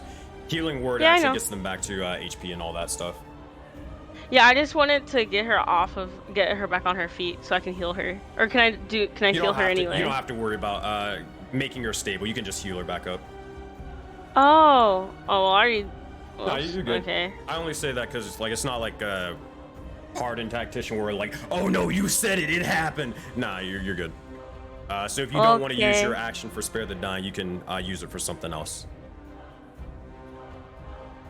All right, I'll just let me think then. I don't know. That's the thing, because I want to help out there, like out here, but at the same time, I don't want to just leave this room. All right, I'm still gonna just heal though, as my bonus action for sure. 1 second. Great. That's the case. Use your bonus action. You cast Healing Word on Lika. Lika, you are back up. As you breathe for a second, you see Arya slowly are holding their hand over you as they cast that spell. Back 7 HP. You are back to the land of the living. All right, Lika. Thank you, pretty elf lady. You're welcome. And then I guess I've moved 20 feet, I believe. Yeah. All right. I'm gonna just move 10 feet this way. Or actually, no, wait. I'm so sorry. I actually forgot. No, there's something else in the chest. Is that what was that? A broken spyglass. The spyglass? Will that be? Can I take it? I feel like that'd be relevant somewhere. I'm gonna take it. All right, use it up. So I was standing right there. Now that I took it, I'm gonna move back. Okay. All right. You still have your action if you want to do anything. No, I'm good. You sure? You can cast a spell or attack or dodge or something. The thing, I don't know how is it looking like right here? Like, how can we see down here, like in this area? There's basically a giant chute, and it's filled with corruption and more enemies coming down. And a matter of fact, one of them got up here, and they are killing everybody at the moment. Fuck! All right, I'm gonna just attack this dude. F it. They're looking like the Darius from when we were playing League of Legends. It's bad. Okay, I'm trying to see what my range is, because I'm trying to see if I can use Word of Radiance, but at the same time, I don't know. Word of Radiance is a 15-foot cube around, so... He's 15 feet. It'd reach, but, like... Sorry, guys, I'm new, so I'm, like, struggling, but I'm... Okay, alright, I'm gonna do Word of Radiance then, because he's in range. You got it. So, as you cast the spell to Lika and then immediately begin to unleash the Word of Radiance, you see... you can cast a spell. I got the measure template for you. Don't worry about it. Place it over here, and as that happens, you see as they begin to, what word do you pretty much say to make them feel pain for a moment? I said this with you, Sensei, and I forgot it. So for now, I'm just gonna say, bitch. I feel like that was the word, because I was like, I feel like you said it's just gonna be bitch. I think I'm just gonna say bitch and then just Perfect. Alright, Word of Radiance, that's a Constitution saving throw as they feel the divine word of bitch emanate into their ears. You nearly got a 1, damn it! That was funny as hell. Alright, this guy though, we'll see if he succeeds. Wait, can I use an inspo, bro, to lower that? You're not gonna lower it high enough or enough. Oh, I want to. Damn it! The second one though, 15. I think that still succeeds. So I think they may be unfazed by you. Yeah, they're unfazed by you, unless you want to use an inspiration for that one. But it's up to you. F it. How much do I need? You need to Max. have them roll lower than a 3. Or you need to roll higher than a 3. What did he roll? I'm sorry. You rolled a 13, or he rolled a 15, your DC is 13. So you need, if you're gonna use an inspiration die, you need to roll a 3 or higher. All right, I'll use my D6 that I have and pray. Or should I use my D8? Fuck, I want to keep the D8 though. Choice is All right. yours. D6. All right, roll a d6. That is a Yes! 6. He is. Yes! You see as he hears it, and he's just like, "Wait, what? What?" As you see, as bits of divine light begins to wash over him, and immediately begins, or you don't see this necessarily, but you see as a tiny little golden serpent begins to slither up to his ear, and then just whisper, "Bitch," and immediately he just goes flying backwards a little bit further down the cave. And that said, he takes 6 points, or he takes 4 points of damage, and that's pretty much it. All right, Arya, that is your turn. Jon Snow, and then Aegon, and then Torkel. Got a lot of people. So Aegon is gonna keep it simple. He is gonna start blasting everybody and everything, doing a little bit of crowd control. He is gonna say fuck everything, and he's gonna cast his 3rd level lightning bolt on all of these fuckers over here. All right. Yeah. That said, lightning bolt, it will have a decent range. He might be able to get a lot of them, if not, not all, but we'll see.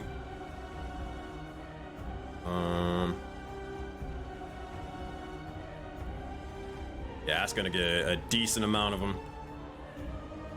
Oh, can I do this? Thank God. Did it work? Fuck. All right, hold on. I'm gonna do this again. Why does Aegon spells always act up? All right, let's try that again. So lightning bolt at this level. Ooh, boy. That's going to be 32 points of lightning damage. You're going to need to make some dexterity saving throws for all these individuals. Bruh. Oh my God, they all succeed except one. Fuck. Oh, Now you want to roll high. Wait, why do they have advantage? Yeah. Oh wait, hold on. That's the thing. They're not supposed to have advantage for all of these, except for the what do you call it? All right, I'll just do it manually then. Fuck you guys. All right. Hey, if you're gonna throw an army at us, we're gonna make sure that everything's No, fair not and above the you. table. Not you. I'm talking about Foundry for being stupid. Okay, that's fine. That's fine. That's Yeah, that's fine. Oh, fine. man, Dude, be dumb, dude. 17. That one will succeed, so he will take no damage. That one will fail? Let me check Aegon's DC. I don't remember it. His DC is 14, so he would just barely succeed by 1. Oh, man. All right, so they will still succeed. This one will succeed as well. This one will fail, and this one will fail. So it's still not good. It's only 2 of them actually die, sadly. Unfortunate. Well, that is what he's got. On a pass, they take half damage, and they're only half, or only It's two of them minion die. rules, so if they succeed, they take no damage. If they fail, they die. Yeah. Didn't know that. Cool. Mm-hmm. So that said, that is Aegon's turn as he casts the spell. Jon Snow. Oh, he didn't. We didn't get to him yet. All right, he's gonna pretty much be walking with the likes of Njord and continuing forth. I'll say for the sakes of this, you guys get an extra bit of movement and more. And Njord will start taking you and to the likes of this area. That is their turn. All right. Torkel, this will be them. They are going to start dashing up the likes of this wall and climb up here. And they are going to get up to here and into the thick of things, and they're going to start destroying everyone and everything. They'll take out their javelin and start or almost stabbing everyone in sight. I'm going to roll a D5 because you guys are still alive at the moment. Lika, for some reason, your health didn't get all the way up. You had gained 7 health, right? Or 9, I forgot. 7. 7? 7. Okay. Yeah, for some it did the glitch where it like just takes away health later on. Okay, so D5's coming at you. 3 of them. Oh wait, first off, I'm gonna roll a D6. All right, he'll still do stuff. D5. All right, 1. This will be a 3. This is gonna go towards Lika. This is gonna go towards Oyama Nartok, and this one's gonna go towards Tizar. All right, first one, we're gonna go towards Lika. He's going to try to strike her and stab her, pretty much staking her to the ground. This will be a 16. That will hit for 6 points of damage. You are brought down to 1 HP at this point. As he stabs forth, he yanks out the javelin after tasting the bits of blood. You will see as he looks over and just says, "Join us!" and then stabs forth recklessly towards Oyama Nartok. Alright, javelin attack. Gonna be an 18 to hit. 5 points of damage to her, and she is not poisoned for now. Last attack is gonna be towards Tizar, as he's going to take the javelin. That'll miss with advantage. At this point, you see as he flaps his wings and begins to sort of kick the individual directly in the face, trying to get a little bit of distance in between. Bonus action, he's gonna use a Chaos Surge, and we're gonna hope for the best that it is not damage. That is a 1. That might be damage. Oh no. Yes, it is. Yes, it fucking is. All right. You see, as immediately as he says join, you watch as these astral tendrils begin to shoot and lash out towards every last individual within this area. I need each creature within 30 feet of this, or Torkel in the middle, to make a Constitution saving throw, which is literally everyone. Yep, that's everyone except for Ivor. He will not make him do that. Oh my god. I'm adding one of my d6 to that. I'm gonna add my d8. I'm adding my d8. Thank you, Spike, for this d6, by the way. I used my d6 as well. So. God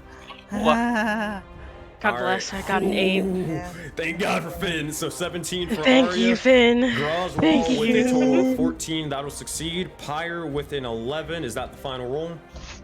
I'm gonna do the D6 I had. Oh yeah, because everybody's asking for it. So that's a 17. That's good. Lika, I need you to roll a Constitution. Oh, you did. 14 plus 2, 16. That'll succeed. All right, I need one for Tizar and Gellum. Constitution saving throws. They have the same stats, so I'm just gonna do it for both. 8 plus 4, 12 will fail. Nat 20 will succeed. All right. Everybody who failed, you take a D12 of damage. Oh, I gotta roll for. Oh yeah. She's gonna do. She's fine. Everybody who failed, you take a D12 of damage. Everybody who succeeded, you take none. All right. Oh boy. Let's see what this is. Oh, it's only fucking 2. All right, you guys are worried for nothing. Oh my god. Look who's talking! Who's down at 1 HP right now? Oh boy. Alright, that said, yeah, that's everybody. Everybody else succeeded. Good stuff. That said, that is his turn. Oh wait, hold on. He gains temp HP from that as well. You also gain 1d12 and temp HP. He rolls it again. He gains 9 temp HP, which I'll just add because he's not going to be able to gain it anymore. So, you see as he begins to heal all the wounds that he's dealt. That said, that is his turn. Well, 5, 10, 15, 20, 25. He's got a little bit more movement, so he's going to... Actually, no, he can't really go anywhere else. Yeah, that's it.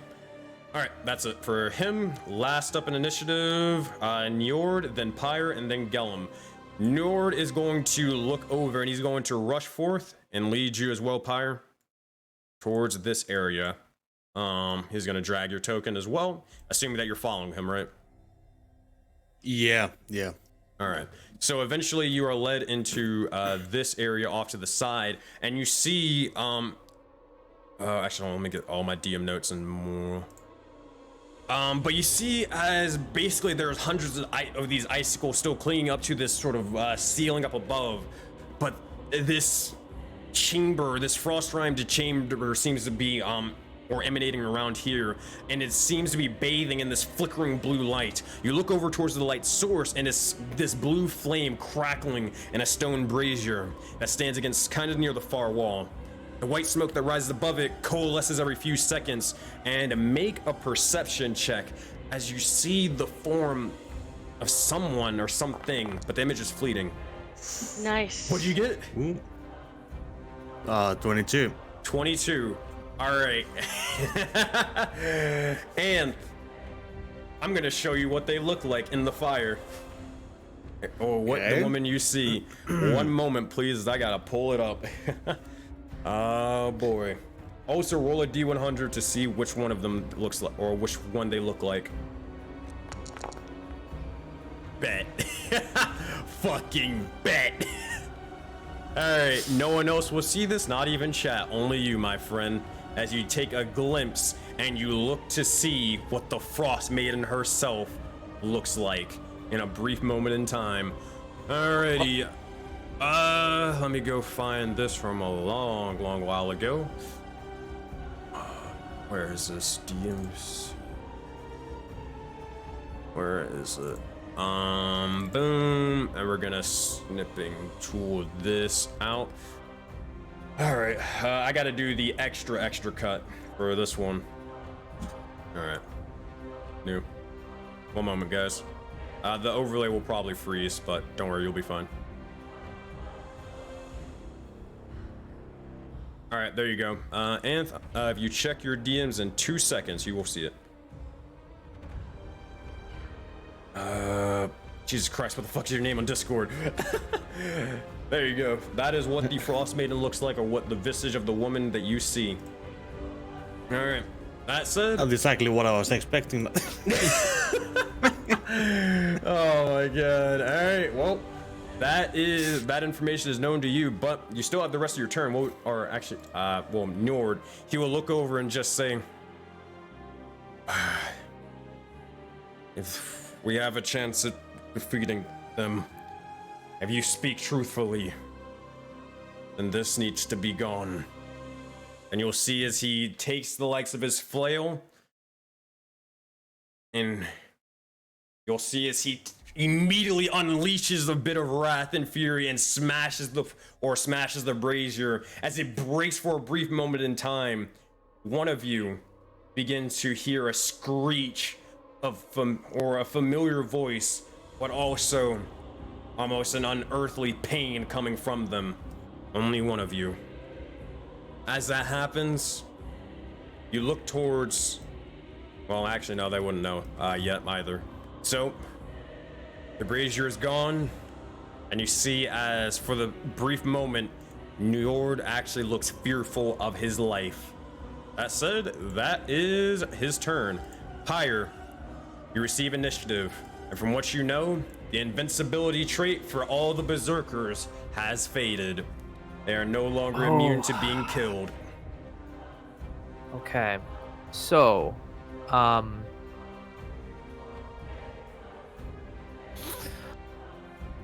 can't just throw ice knives that will hit everyone. I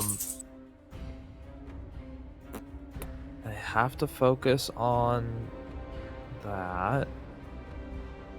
Oh. Actually, I'm going to do Word of Radiance, and I'm going to hit this berserker that's next to me. Alrighty.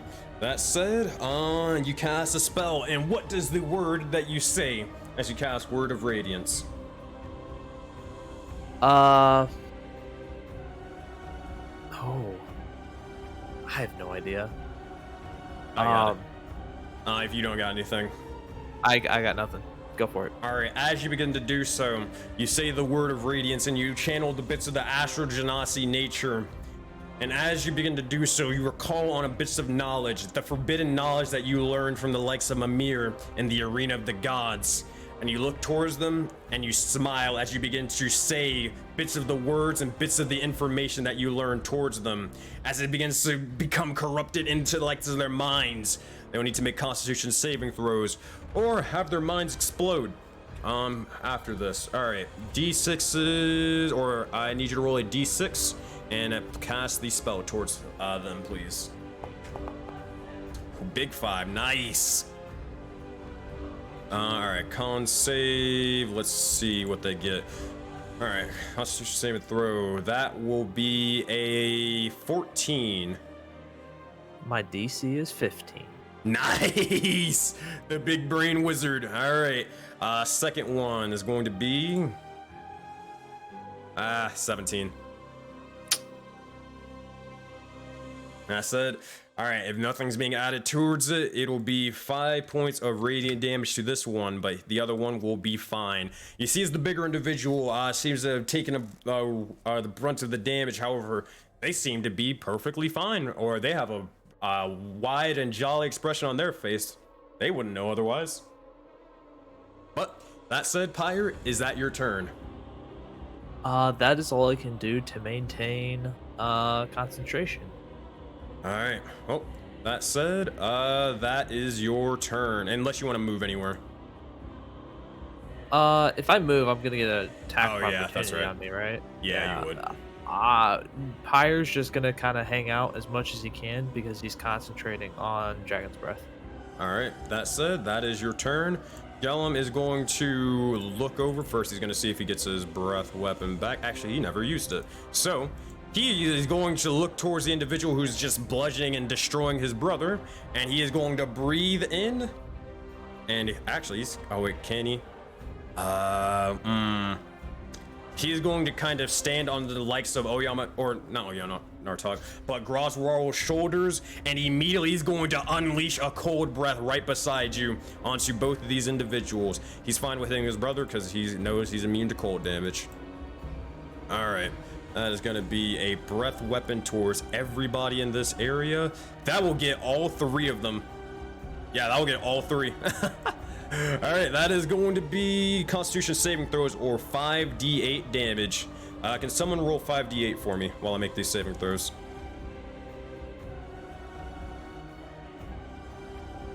Oh.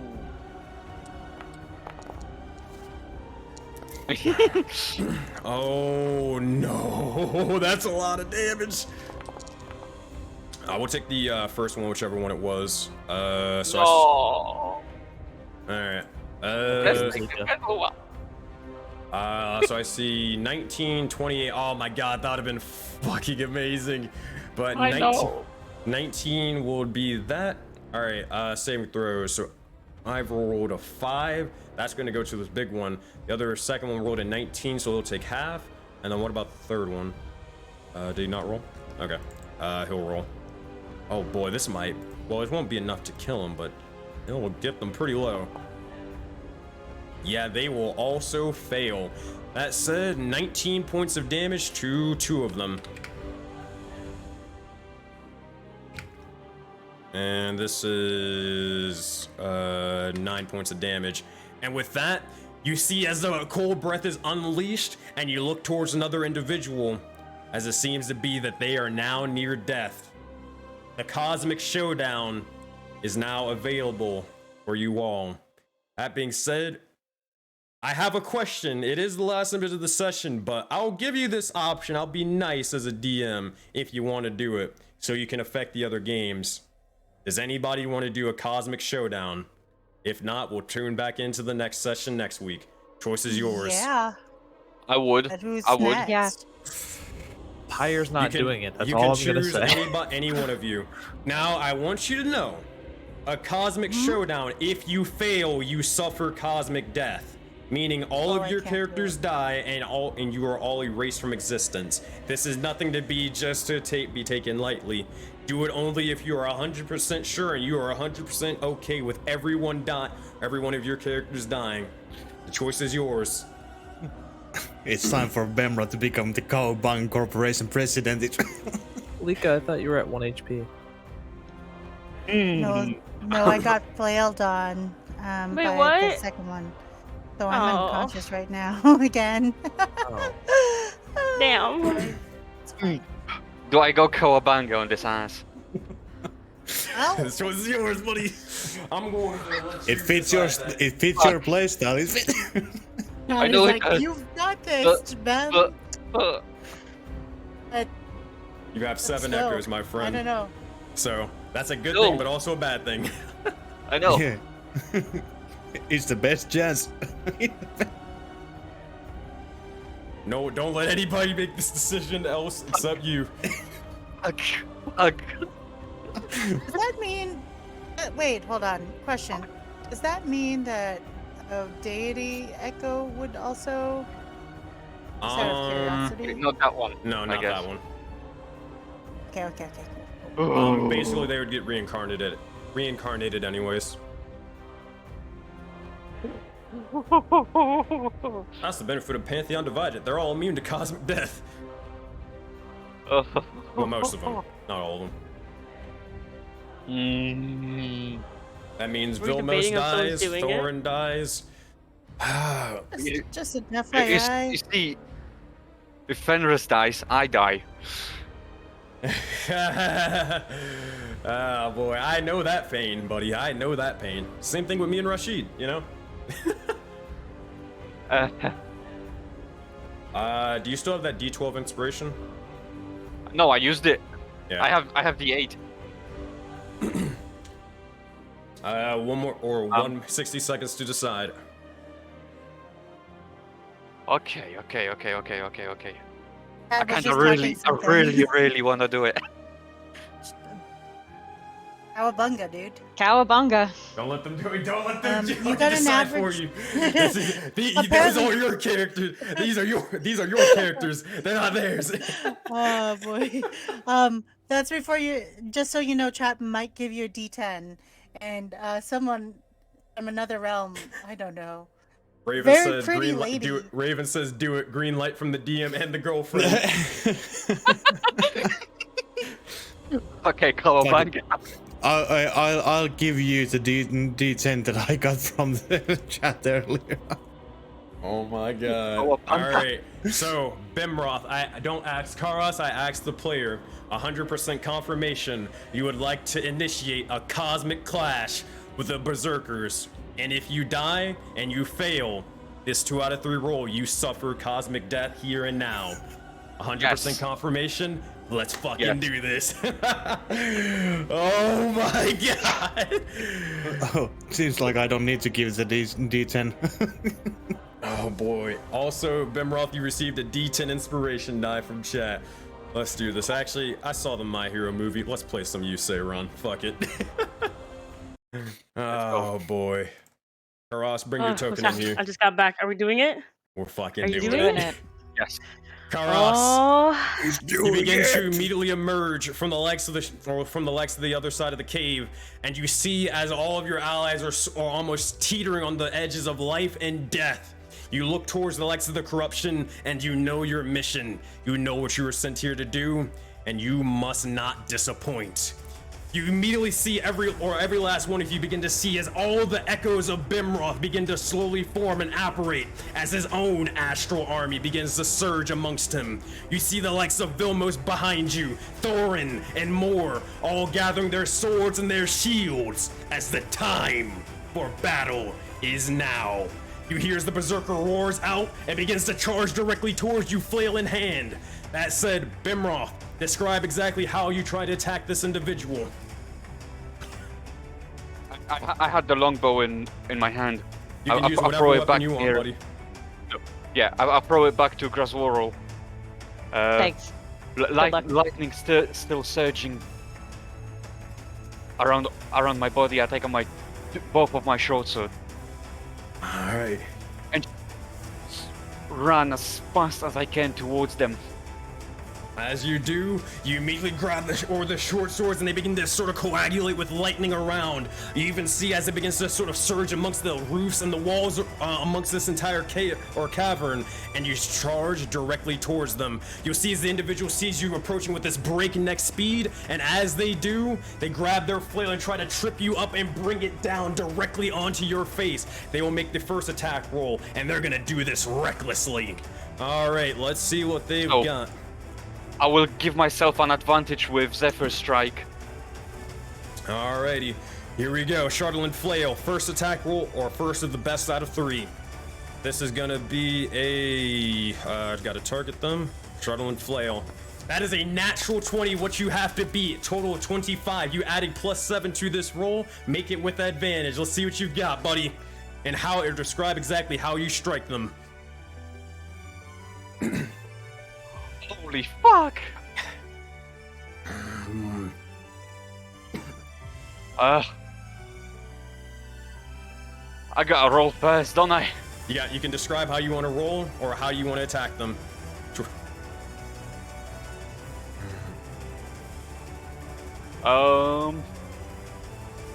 I'm gonna attempt to slide below the flail.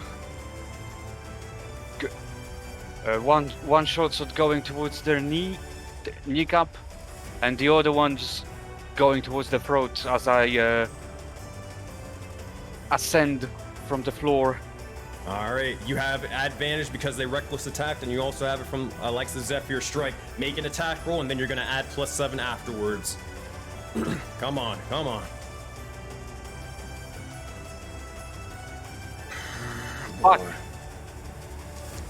17 plus a total of 7. That's a 24, if I believe right. Am I stupid? Nope, that's 24 at this point. Do you have any inspiration you want to add to this? D10. D10? Alright, if you add the D10, that's going to be a total of 8, so 24 plus 8, 32. You strike forth, and as you slash towards the knee and then immediately bring upwards with the upward strike, you see as almost their jugular is completely cut out. However, they refuse to die here and now. You see as it freezes over with this sort of astral light, and now you have their attention. It's time for round 2. They begin to take the flail and immediately wrap it around the likes of your neck and seek to break it from where you stand. As this happens, they pull you in and try to kick you directly back and let it sort of snap your neck right then and there. As that happens, I need you to make an attack roll with everything you've... Well, actually, not yet. Actually, yes, I need you to make an attack roll with everything you've got as you go first now. And what do you do in response? Oh, come on, you just need one more success, buddy. Ooh, that's a 13. That's not good. That's not good, but there is a chance. Describe what this strike looks like for me. I will add a D8 for this. All right, so you're at a total of 20. Adding a D8, 26. 26. All right, we'll see what happens. If he rolls a nat 20, then... Oh god. Alright, here we go. Shuttling flail and just attack roll towards you. That's a fucking 13, buddy. He misses, and with that, Karas, describe exactly how you win the Cosmic Clash. Yeah. So, as I put a slide off, going for his kneecaps, I come back going through his throat. Lightning surges through this sword, but also the sword itself is no longer just steel. It's also kinda ethereal, planar warrior feature where it deals force damage. Oh man, and as you do, you strike into the individual, and or as you pierce directly to, or aiming for the head or the gut. Which one? I guess this one, right? Yeah, aiming for the head or the gut. For the head. Gotcha. Straight for the head. As you begin to do so, you slash directly towards them, and you see as their head begins to go flying wide. You see it almost bounces up amongst the ceiling, and you see as their entire torso begins to course with this sort of ethereal light, this astral light. As they begin to look over towards each and every one of their allies, and they drop down, and as they immediately embed themselves into the ground, they shatter, never to be seen or remembered again. They are defeated, they are dead. And with that, the Cosmic Clash is won, and every single Soulbound campaign for the remainder of this world event will have advantage on all clashes as Karas leads the charge. Oh my god. Having Good said, job. we'll pick Go. an ability to seal, but we'll do that first thing next week as we are way past time. But thank you everybody for playing, and you fucking killed it, brother. Yeah. Oh man. Thank you everybody again for playing, but we got to get going. So I will see you all later. Oh man, I fucking love Cosmic Clashes, goddammit. That being said, thank you for everybody who decided to tune in to today's stream. I had a blast DMing as usual, but if you don't know, my name is SenseiSuplex. I do YouTube, and I do Twitch, and I do all this sort of content creation stuff as I run a giant persistent universe known as Project Aurora, where basically every single campaign affects each other in big or small ways, including this one. As it's basically a giant MMO D&D experience where anybody and everybody can get involved, including you guys in chat, as you guys can see through inspiration points and more. So hey, if that sounds at least a little bit interesting or excitable, join the Discord. We'd love to have you. But also, while you're doing that, go check out the YouTube channel because we're really close to or that way you can catch up on all the other previous sessions and also all the or basically be able to bring your games to the next level from a dungeon master's perspective or a player's perspective and all that stuff. We're only 6 subs away. Yeah, 6 subs away from on YouTube from being able to hit 400, which is our big goal. So it'd be awesome if we can hit that, and it's completely free to sub on YouTube. So I'm gonna check to see if we have anybody on the Rolling Together stream team that we can raid at all. I don't think so.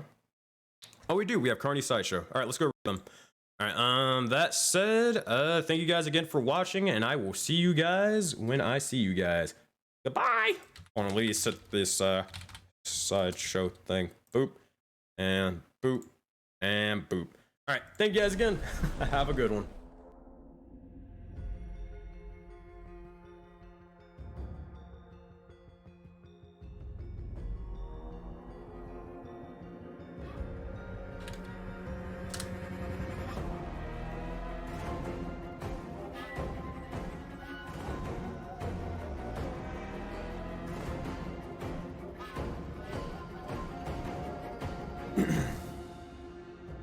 Yo.